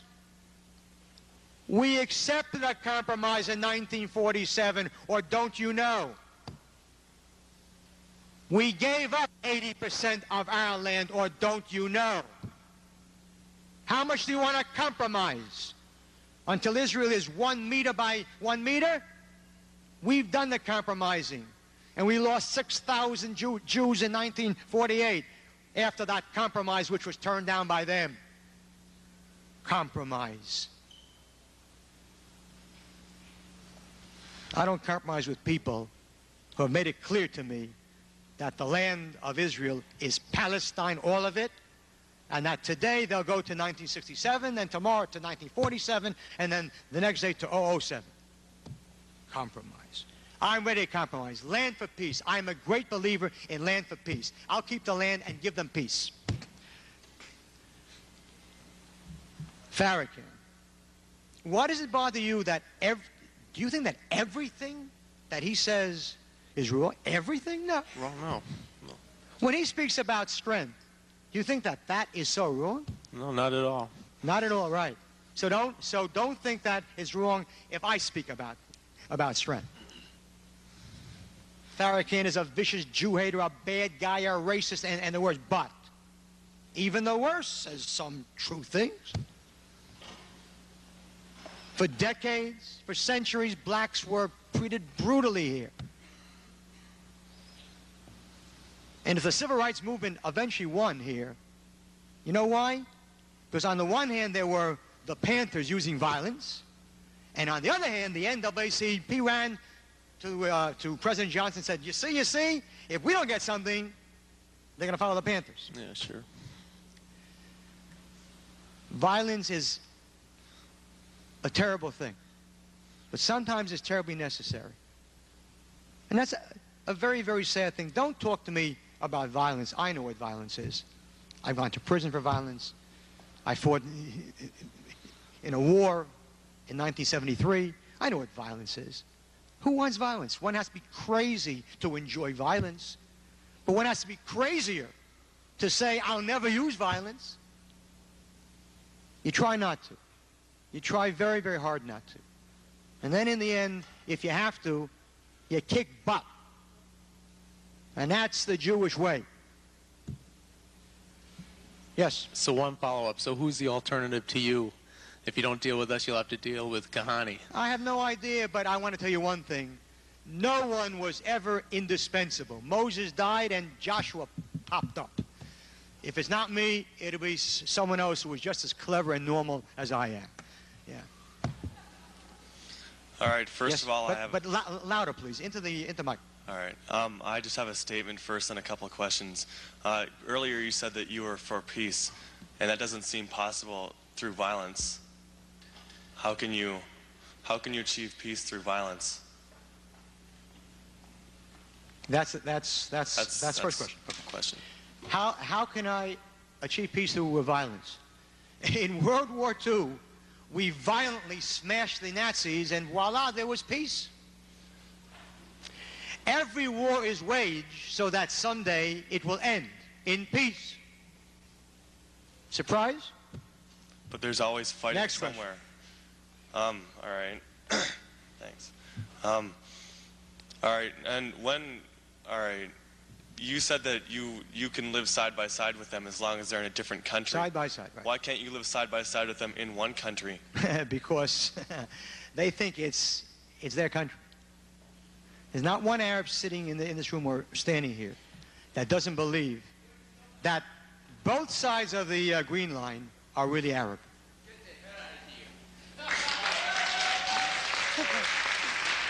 It is unbelievable that someone comes up with an asinine statement and the asinines clap for him. Unbelievable. People, I came here thinking that this was a real good campus. Come on, really. Academic rating is plummeting rapidly. Plummeting rapidly, people. Go on. I'm sorry, yeah. All right, I just have one more question, then I'll... Go on. 1, 2, I don't care. All right, when will people like you actually be able to live with people side by side next to them in the same house, not in different countries, whether they're black, white, Jews, Christians, Muslims, it doesn't matter. What difference does it make? Sir, in my Catholic movement, we have black Jews and we have white Jews and we have all kinds of Jews. So don't give me this here crap about blacks and whites. There is no difference between blacks and whites. Get that clear. I have said it. I know that. That's what I'm trying to say to you. So I have said it as clearly as I can say it. Period. Ethiopian Jews, I didn't see the Arabs marching for Ethiopian Jews. We did. We did. And they happened to be a little black. A little. You still didn't answer my And not relevant question. either. What difference does it make what Arabs. religion you are, what color you are, where you come from? Go on, talk. What difference does it make what color you are, what religion you are, or where you come from? You seem to have some big thing about that Arabs should live in an Arab country and Jews should live in Israel. Yeah. What difference does it make? I didn't say that Swedes shouldn't live inside Israel, because Swedes don't claim that Israel is theirs. Arabs don't want to live in Israel. They want to live in Palestine. And they want to take Israel away and call it Palestine. That's why they are not going to live in Israel, which will stay Israel. Can't you grasp that? I guess not. Yeah. Well, he did grasp it. Yeah. Hello. Yeah, I am from Latin America. I'm sorry, louder, I'm sorry. Being a Latin American student, I am not Jewish, I am not anti-Semitic, but I am really sick and tired of you Jews killing innocent children, innocent Arab children. And every time somebody say the Jews are killing the innocent children, they call that person anti-Semitic. We are not anti-Semitic, we are not anti-Jewish, but we as a human beings, we want to ask you, please stop killing Arab children. And also I am thanking God for Martin Luther King, because he helped us minorities. Okay, don't tell me that the blacks are bad here. For us, they are good.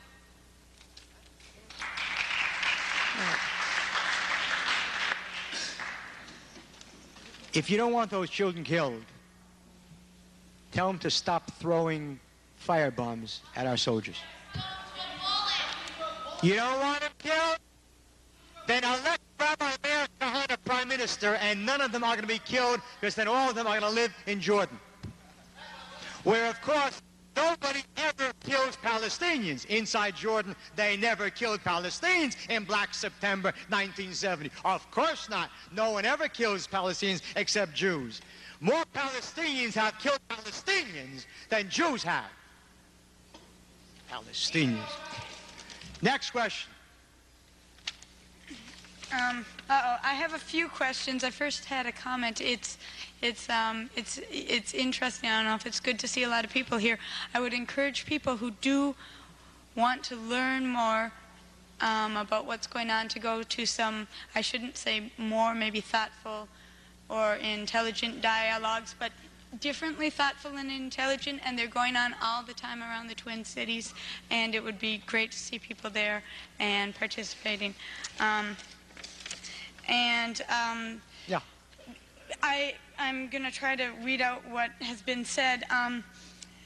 I'm not a rabbi, although I thank God that women can be rabbis now, so I'm not going to quote the Bible, but it seems that to be the one thing that I do remember from my Sunday school is that to be a good Jew, you first have to be a good human being, which I think for most people includes not killing other human beings. I know that sounds kind of simplistic, but it is.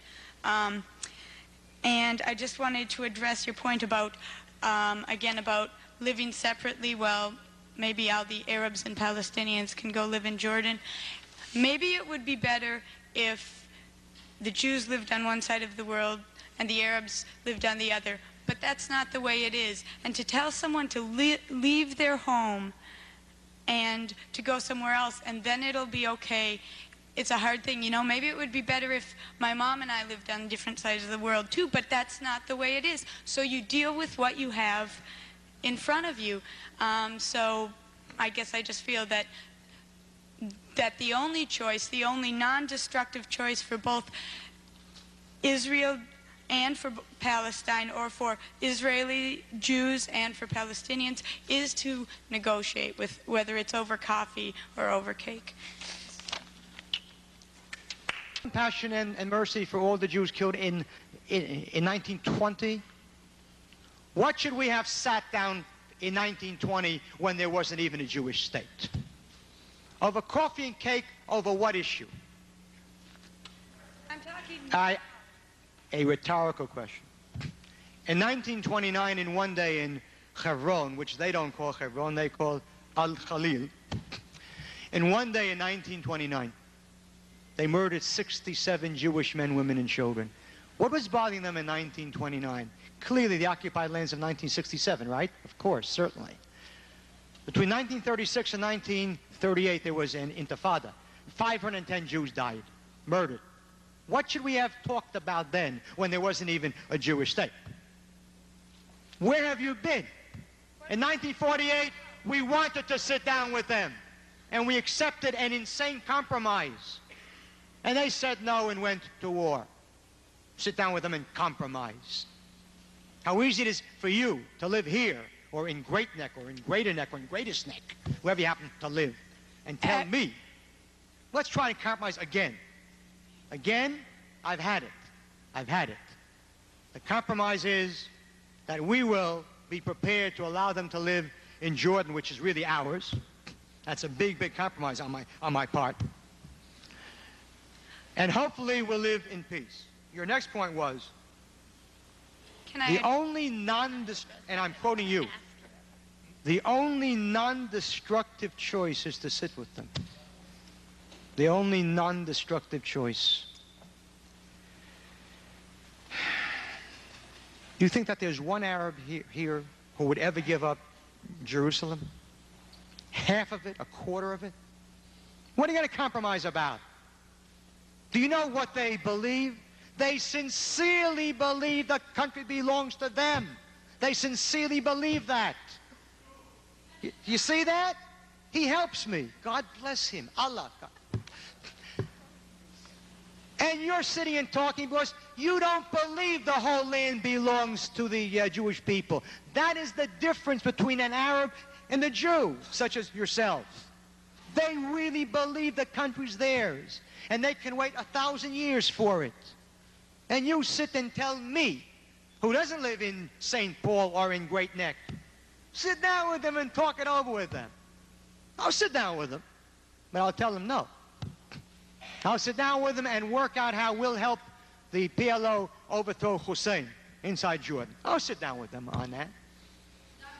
But having started 4 wars with us, with all the Jews that died because of the wars that they began, there is never again going to be land of ours given up to the Arabs. And know that. Yes. Hi, my name is Matt Haim Cutler, and I'm a member of the Minnesota Israel Public Affairs Committee. You'll see our name is one of the ones on the sheet.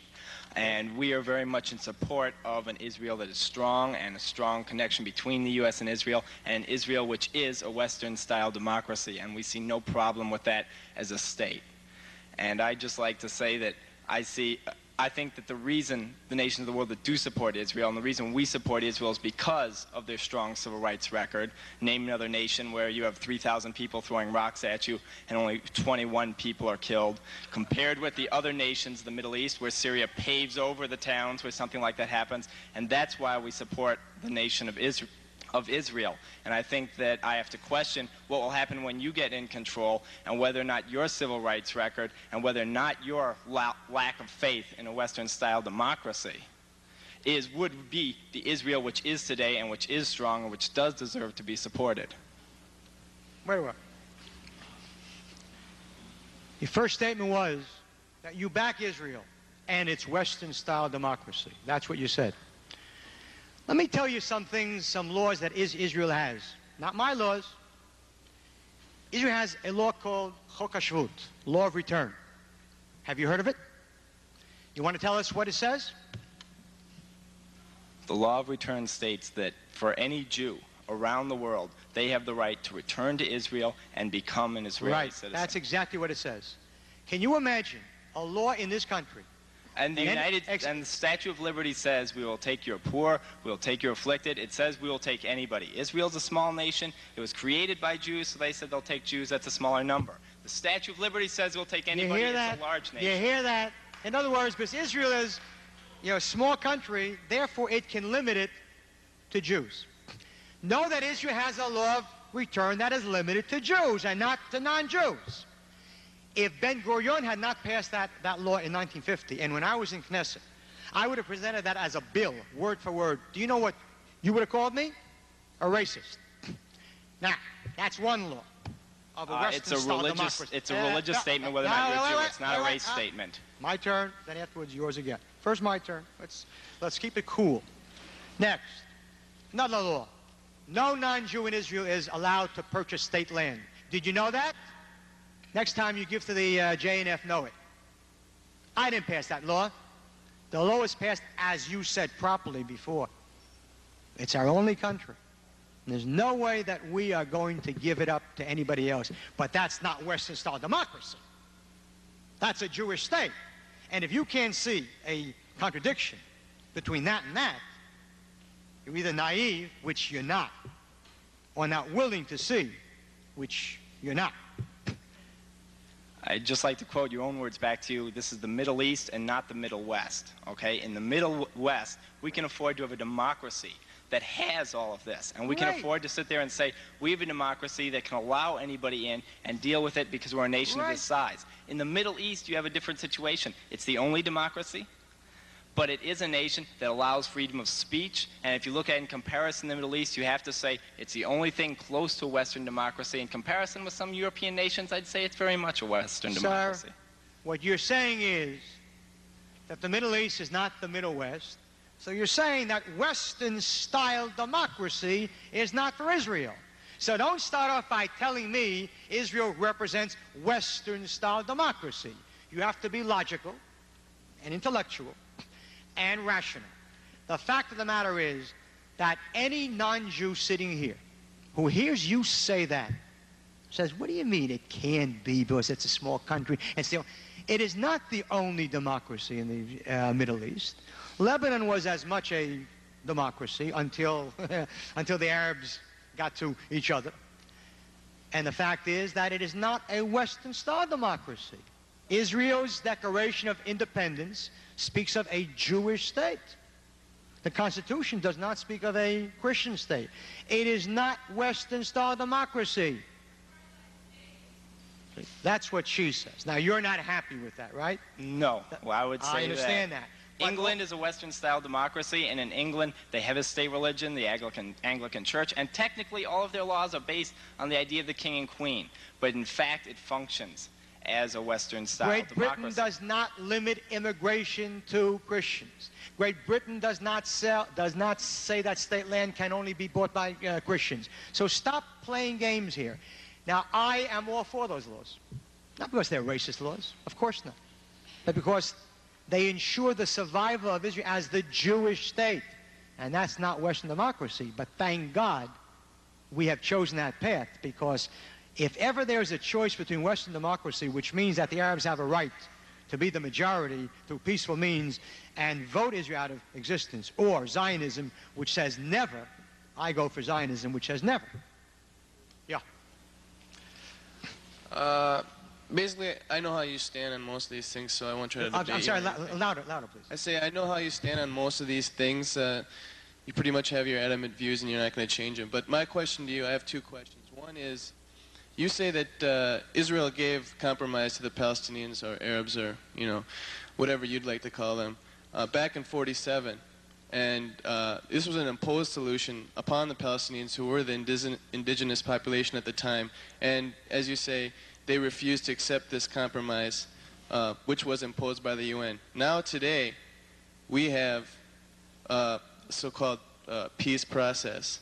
And many countries in the world, including most of the European Economic Community and most of the world, support a UN supervision or a UN international conference. But Israel rejects this because they do not want an outside imposed solution, compromise. Now what you have here is Israel refusing to have an outside interference from the UN now, and the Palestinians back in '47 refusing to have outside interference imposed on them. So what's the difference? Oh, great difference. At that time, Israel agreed, hoping that the Arabs would be rational. After 4 wars, it sees that they don't want peace.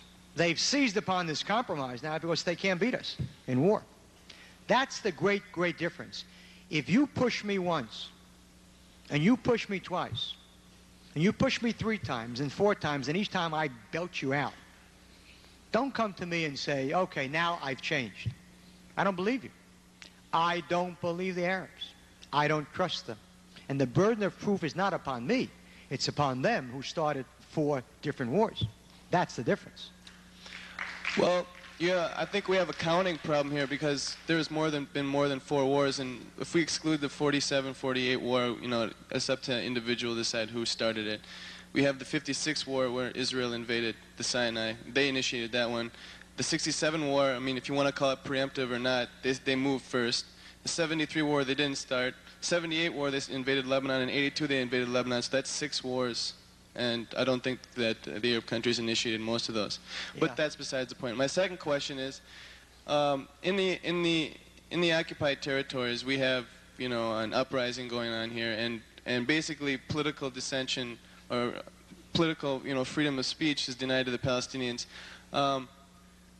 As a Palestinian, I mean, I know, I've been there, I know what's going on. And I can see from the Israeli point of view, I know why they want to shut them up. Okay, but that's in that country. But in this country, we have freedom of speech, democracy, and I don't think the JDL wants freedom of speech in this country either. Otherwise, they wouldn't espouse the murder and killing of Palestinian activists in this country, where it is allowed to speak freely. My example is Alex Oda in California, who was murdered by JDL members.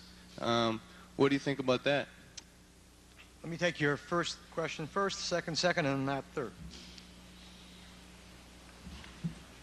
You spoke about the '56 war and '67 wars as Israel having struck first, a preemptive war.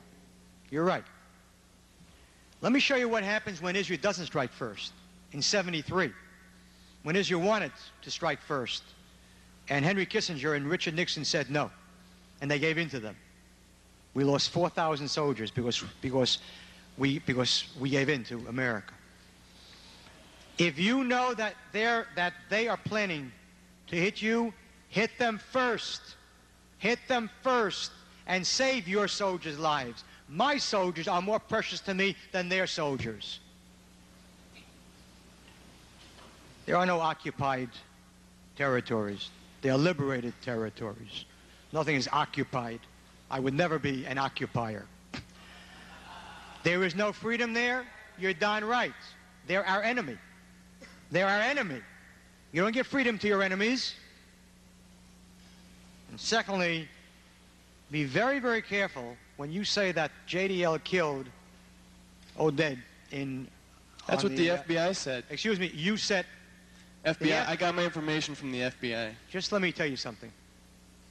That the FBI never said it, because if the FBI had said it, it would have been slapped with a multi-trillion-dollar libel suit. It stated that it has reason to believe. Now, let me, after having said that, I have had no ties with JDO since 1984. I founded it, but in 84, I cut ties with it because I can't live over there and run an organization which is violence-prone here. I think that the killing of the Arab on the West Coast was stupid, was terrible. Nobody benefited from it except the Arabs. It made Jews look bad. You don't do that here. You don't do that here. He wasn't that dangerous. He wasn't that kind of a person. He was pro-PLO. Big deal. If I had, you know, there are an awful lot of people here who are pro-PLO. I thought it was a stupid thing. I thought it was a terrible thing. And I can't say it more clearly than that. Okay? Well, I don't understand when you know, you say they're a violence-prone organization which you founded, and so you espouse violence. But when is the right situation to use it? Self-defense. But you say that not self-defense, preemptive, strike your neighbor before him. You know, so you don't strike at someone who is not dangerous. Well, who decides who's dangerous and who's not? Well, clearly, sir. Just as Mandela decides when to throw bombs in South Africa, that clearly does not bother you. And just as Arafat decides when to throw bombs in Israel, and that clearly, certainly doesn't bother you. We'll decide when violence is smart and right and obligatory or wrong and stupid. A Jewish fist has to be attached to a Jewish head. Otherwise it becomes some kind of loose cannon. Yes, sir. You've talked a lot about history today, and louder, please. You've talked a lot about history today and all the atrocities of the past. And when you spoke about returning to Israel, you had a lot of pride in your voice when you talked about your grandchildren. Yeah. And them returning to their Holy Land and being able to grow up there. And I'd like to see all the religions, and there are 3 major world religions that are based in Jerusalem, have the opportunity to have that same thing happen. And therefore I challenge you to quit looking at the past and look towards the future.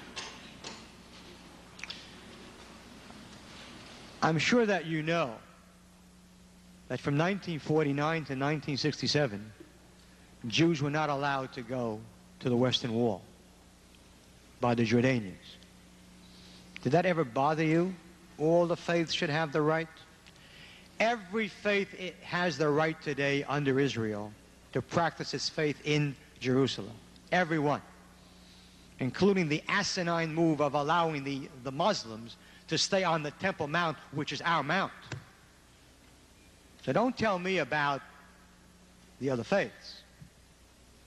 We allow missionaries inside Israel, which is an insanity. If you want to be a good Christian, God bless you. But leave Jews alone. And we'll leave you alone.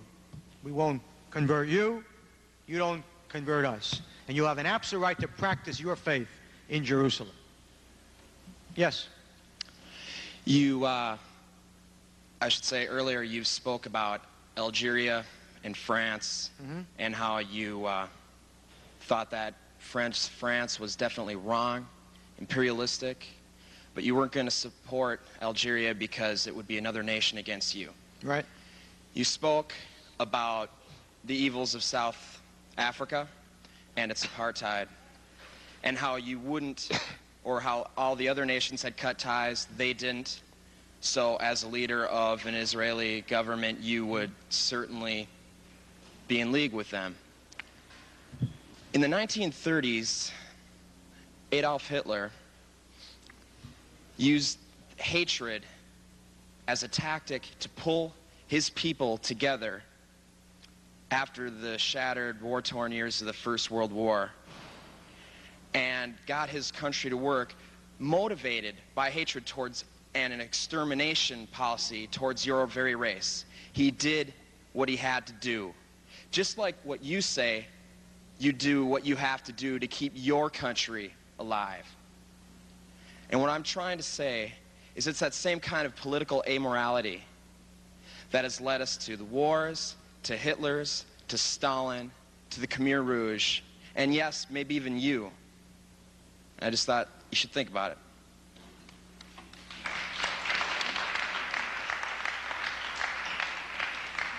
I was really afraid that after that asinine comment, people would really clap.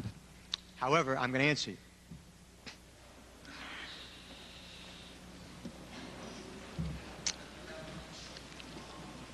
Do you think that the Jews of Germany threatened Germany? Do you think that the Jews of Germany were running around Germany saying, it's really our country, and the Germans took it from us, and when we have power, we're going to take it back and call it Israel? You think that that's what the Jews said? If they had said that, then Hitler would have had every right to deport them, not exterminate them. They didn't say that. The Jews of Germany wanted nothing more than to be the best Germans that ever lived. That's the difference between the Jews of Germany and the Arabs of Israel. They don't want to be Israelis. They don't want to be Jews. They claim that Israel is an illegal state. It's a settler state. It's an imperialist state. And they want to wipe it out. That's the difference. I don't want to exterminate the Arabs. I just want to move them out, and believe me, if I was the prime minister for 1 month, they'd be out. Yes. I have two questions. Yes, sir. The first is, who is Mort? Sorry, hold on. Excuse me. Yeah, just hold a second. Excuse me, please. I'd like to point out that we have 10 more minutes. So. Yeah. Okay, the first question is, who is Mort? You've referred to him several times. I'm not familiar with him. The second question is I'd like for you to speak to whites and liberals, especially inability in America to recognize racism among people of color. Sorry, what? To speak to whites and liberals, especially's inability to recognize racism in America amongst people of color, and how that affects you in your position, Louis Farrakhan, and other related topics you've been speaking about today. I don't want to go into Mort. Those that know who he is know. Those that don't, just he's not relevant. He's just a bad guy. That's just forget about it. Now. Okay. Wait. Answer the second question. His second question was about why can't liberals and so on recognize anti-Semitism or racism on the part of people of color. Well, okay. The reason is that liberals, and especially Jewish liberals, have a tremendous hang-up and guilt about blacks. Instead of respecting them as human beings and not blacks or greens or anything else, they'll bend over backwards to show you, see, we love you really. And if we love you, maybe you'll love us too. I said before, I'll say it again. All people are really equal, but I mean really equal. If you're good, you're good, and if you're bad, you're bad, whether you're white, black, or polka dot. And anyone who is afraid to get up and condemn blacks for saying the same kind of things that if whites said it, they'd be shrieking, is a bigot and has nothing but contempt for blacks.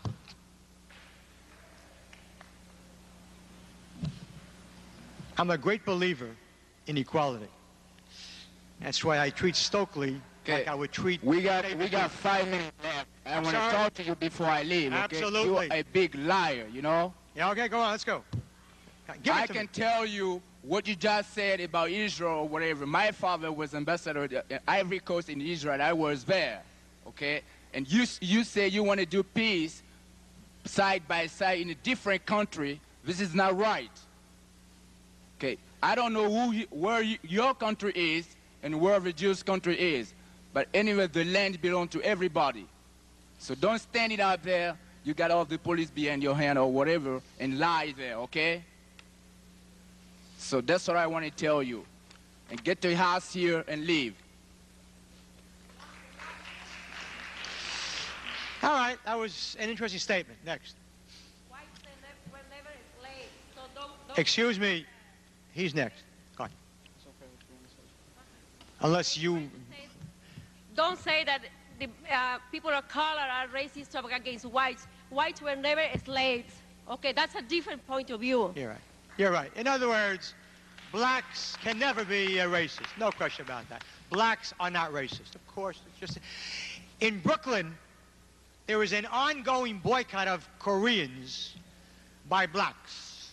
I want to tell you that if whites would be doing that and saying boycott Koreans, can you imagine what you would say? I say the same thing. Don't tell me people are people, white or black, and there are bigots on both sides and of all hues and cries. Yes. One thing I'd like to talk about history. Someone else here said that they thought they should leave that in the past, but I think that's really vital to this whole discussion, is the history of the Zionist movement. And I think that you should know this or you're going to start swimming, that the Zionist movement was not founded by people who were against sitting down over coffee and cake with the worst anti-Semites in the world. The Zionist movement, including Herzl, was founded by people who were willing to trade the thousands of lives of Jews so that they could be the ruling class of a new state in Palestine. The Zionism not only robbed land from Palestine, but it backed off from the fight against anti-Semitism in Europe. Herzl met with czars in Russia that were instigating pogroms against the Jewish population. They had connections with Mussolini and even indirect connections with Nazi Germany. This is all written about by Jewish authors. I urge all people to read a book called Zionism in the Age of Dictatorship by an American Jew, Lenny Brenner. That's it?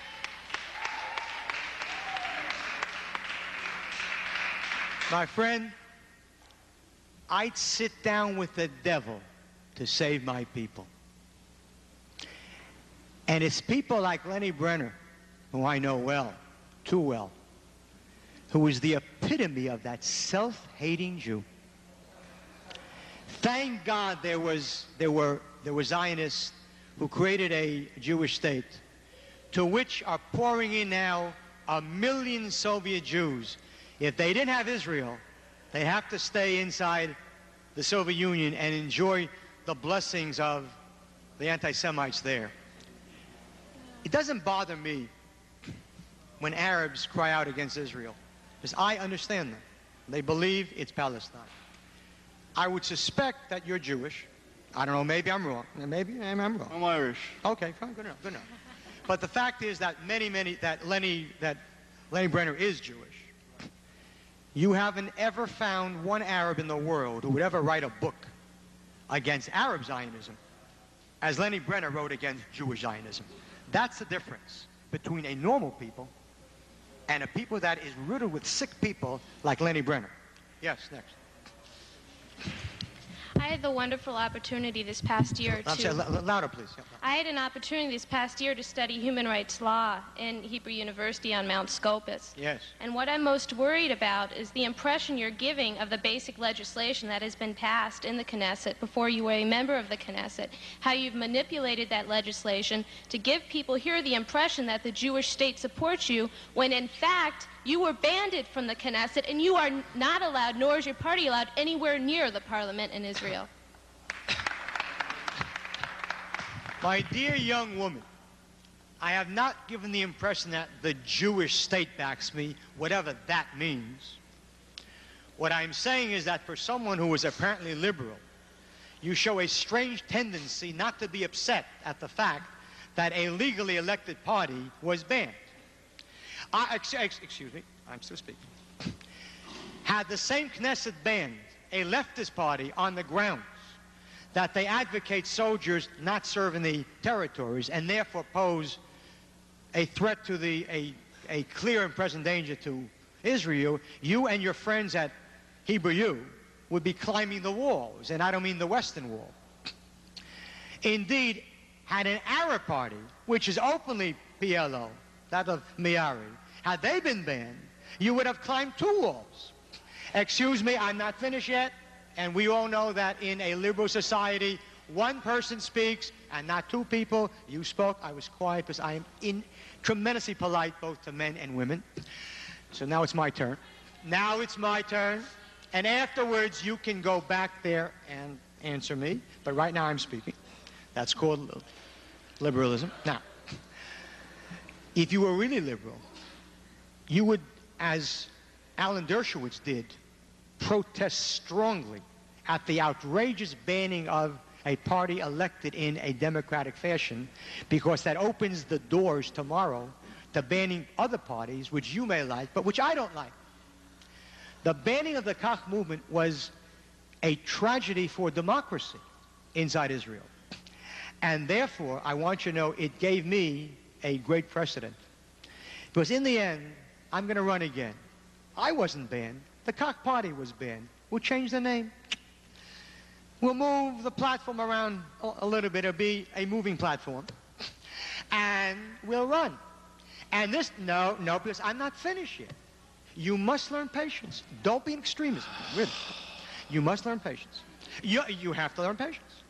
I will tell you when I'm finished, and then you go back there at the microphone and speak, as long as you want, because I have patience. Now, I'm going to run again.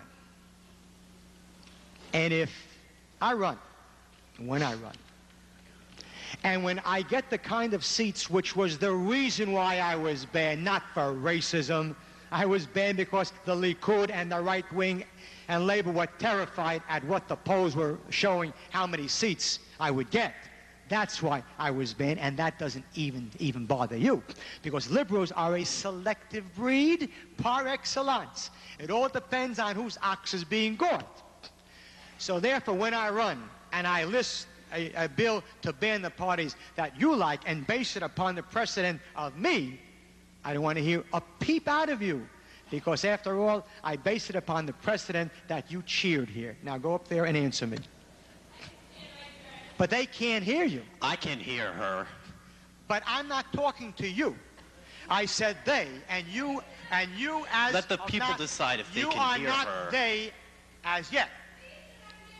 Absolutely.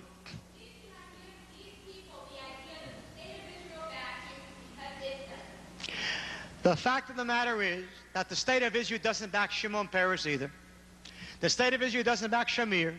The state of Israel doesn't back anybody. There are voters who back particular parties. And that is a fact. Indeed, if you went to Israel, or if Mort went and ran, I think I get a lot more votes than either you or Mort. That's for sure. Yes, sir. Now you, hostility unlimited there. Come on, let's go. Let me first say I've never been in a room where I've seen such visually such hate expressed.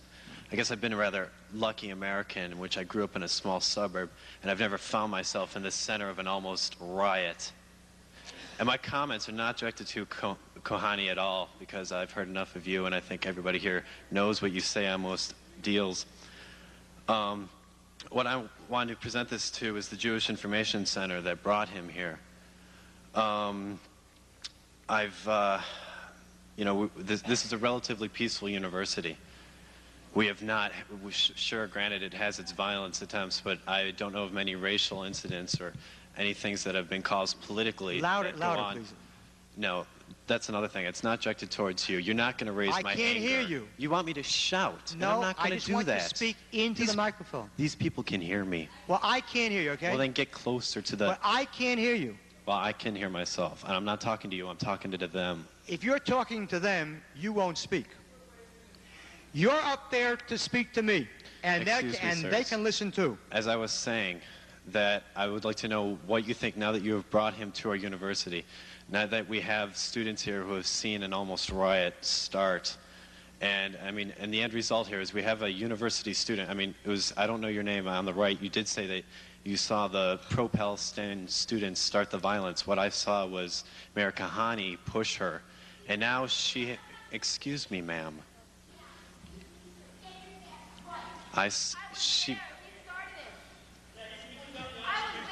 Look, an in America, unbiased witness right over there. Can I in finish? The kafia? Yes. Question. I can answer your question. I understand what you're saying. I know what you're getting at. he pushed the person who was up here. Thank you for that saying that. flag. That's right. Nobody gets up here when I'm speaking. Well, that okay. That's You're in his America. opinion. Wait, hold on a second. Excuse Go me. on, Excuse me. finish speaking. That's his opinion. My opinion of the situation here was when they brought the PLO flag up here, to me that didn't mean equal rights. To me that meant anti-Semitism. It meant the destruction of the Israeli state and the traditional use of the word anti-Semitism. Okay, anti-Jewishness. The PLO to me represents an anti-Semitic organization. It represents an anti-Zionist, so that's obvious. But most importantly, it symbolizes an anti-Jewish organization. Clearly, if you look at the PLO statements, it's not just, you know, we want our state, you can have your state. It's the vilification of the Jewish people and the Jewish religion. So when that flag was up on the stage, I would consider that a provocation, just like if Meir Kahane was a African-American speaker, if someone came up wearing a sheet and a white hat and said, I just want to speak my piece.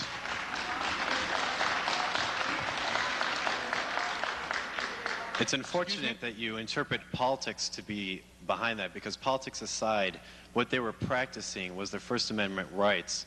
They were not being violent. I understand that, and if a KKK member got up on this stage, I don't think I would criticize any black person. I would hope that they would be kicking his escorted. ass. I would hope they'd be escorted off the stage instead of him being allowed by the police to push her violently. And now the end result is she's had her civil rights violated. She's afraid to prosecute against him because she fears she'll end up like Californians that have been murdered by the JDL. And I want to know what right you think you have to bring this type of violence from a man who's preached violence. I haven't heard any violence from him. I haven't heard any racism from him. First chance possible. What right do you have to bring this to our university? The only racism I've heard, or bigotry that I've heard from Rabbi Kahane, is simply that it is his opinion that Arabs don't want Israel to exist. And the pro-Arab people in this crowd have made that clearer to me than has ever been made before. So I don't see the racism. I mean, I've heard him speak before where I've heard racism, but as far as today goes, I haven't heard any racism or any advocation of violence. He's a violent man. He demonstrated that on our stage. What right do you have to bring this to our university campus? I'd like to bring up the KKK example again. Yes, he did act violently. It's irrelevant. He's here now, not the KKK. Okay. That was a very moving statement. Go on, next. Sir. Yes, sir. As for racism, you are not a racist. That is your point of view, the stand you take. Mm-hmm. Yes? I'm not a racist, right. Arabs are human beings, Jews are human beings. Right. So, how then can you argue from the point of view, from the underlying racist assumptions that Jews have certain rights to the land that Arabs have, that Palestinians have? It's the same land, people were born, same place. How can you say that you're not racist, yet advocate that argument? For the simple reason that they don't believe that we have the right to the land. It's that simple. Short answer? Pithy. That's it. Did it penetrate? No, it didn't. That's Freshmen always have problems. Now. I'm not a freshman. Oh, sophomores even worse. I'm not a sophomore either. I'm not a bigot either. That's really a joke. That is really a joke. I have a very, very great sense of humor. I have the dubious distinction, I guess, of being the last questioner. Go on. From my understanding of the way you think of Israel, Israel is the Jewish state. Its very definition comes from Judaism, this religion that is the justification for its existence. You said a few moments ago that you would make a deal with the devil to preserve that state. Tell me how. Isn't that hypocrisy? Don't you destroy your justification by making a deal with the devil? My friend, I see that when I come to this campus, it's so square, I can't use metaphors, okay? I take it back. I'll make a deal with a lot of bad people in order to survive. I would venture to say, excuse me. Go ahead. In 1948, no country would sell the Jews weapons. And as the time approached for the state to come into being, and the British were turning over tanks to the Arabs, and we didn't have one tank and one bomber. Suddenly, Joseph Stalin decided to allow Czechoslovakia to sell weapons to Israel, to the Jews. I would take weapons from Joseph Stalin in order to survive. And I hope that you, in your survival, if that's threatened, you would have also. I don't like Stalin. Couldn't stand Stalin. A loser, a slob. But if he's the only guy that throws out that life raft to me, I'll take the raft. No, I would not, because as a Muslim, yeah, okay. I believe I understand that my convictions are more right important, and that if I die doing the right thing... Well, can I finish my statement, sir, please? Okay. Thank Fine, you. good enough. I accept that. If I die doing the right thing, which God has told me is the right thing... Absolutely. Okay. Then what could be better than that? I would rather die in the way of God than make a deal with the devil. I would never make a deal with Joseph Stalin. I hope that someday you're never in that position. I certainly hope so too, but if the opportunity comes, I have no doubt that I will stand by my convictions and not be a hypocrite. I heard you. There is nothing wrong with saving one's soul and saving one's life by taking weapons from a Joseph Stalin. We didn't give anything for it except money. And that saved Jewish lives. And how easy it is for you, a pompous little kid who has never had that experience of facing death, babbling away over here about what is ethical and what is moral. What is ethical and what is moral remains that way, irregardless of my maturity or your immaturity. And what is ethical and what is moral in Judaism is a lot different than what you think. No, it isn't, because Judaism, Christianity, and Islam all come from the same root. There is no God but God, and that is eternal, and those ethics and truths will remain. Judaism is a set of laws which you don't know, which you've never studied. However, and you've never studied. So don't tell me what Judaism is and what it says. It is far more than there is one God. Of course, that's a basic thing. That is the root. But there are laws on how a person lives. True. And one of it is, if one comes to slay you, zap him first. You don't like that. No, but certainly. I approve of that. You approve of that. Fine, okay. But on the other hand, if Satan comes and if I don't have the weapon in which to zap him, except from Joseph Stalin, I'll take it from him too. All right. So you would become what you detest. We agree to disagree, okay? You'd become Satan. I mean, you detest Satan, you'd become Satan. Judaism permits that, okay? Judaism permits you to be evil, to be good. It's an interesting hypocrisy. I don't think any Judaism would allow you to become evil, to remain Jewish, because you would no longer be Jewish. You would no longer be holy. If you want to study Judaism, do so. But don't tell me what it says when you don't know what it says. I guess we'll have to agree to disagree then. Well, all right, good enough. Okay. Yes? Good afternoon, Rabbi. Good afternoon, Rabbi. Good afternoon. I'm a little concerned about your soul because whether or not God might approve of your politics, I think that God doesn't approve of you stirring up hate in the auditorium. Louder, really, I can't hear you. I say that whether or not God approves of your politics, I don't think that God would approve of you stirring up hate this way. And so, other than that, that's the point on which I disagree with you. Okay, good enough. Thank you for coming, and that's that. Thank you. Shalom.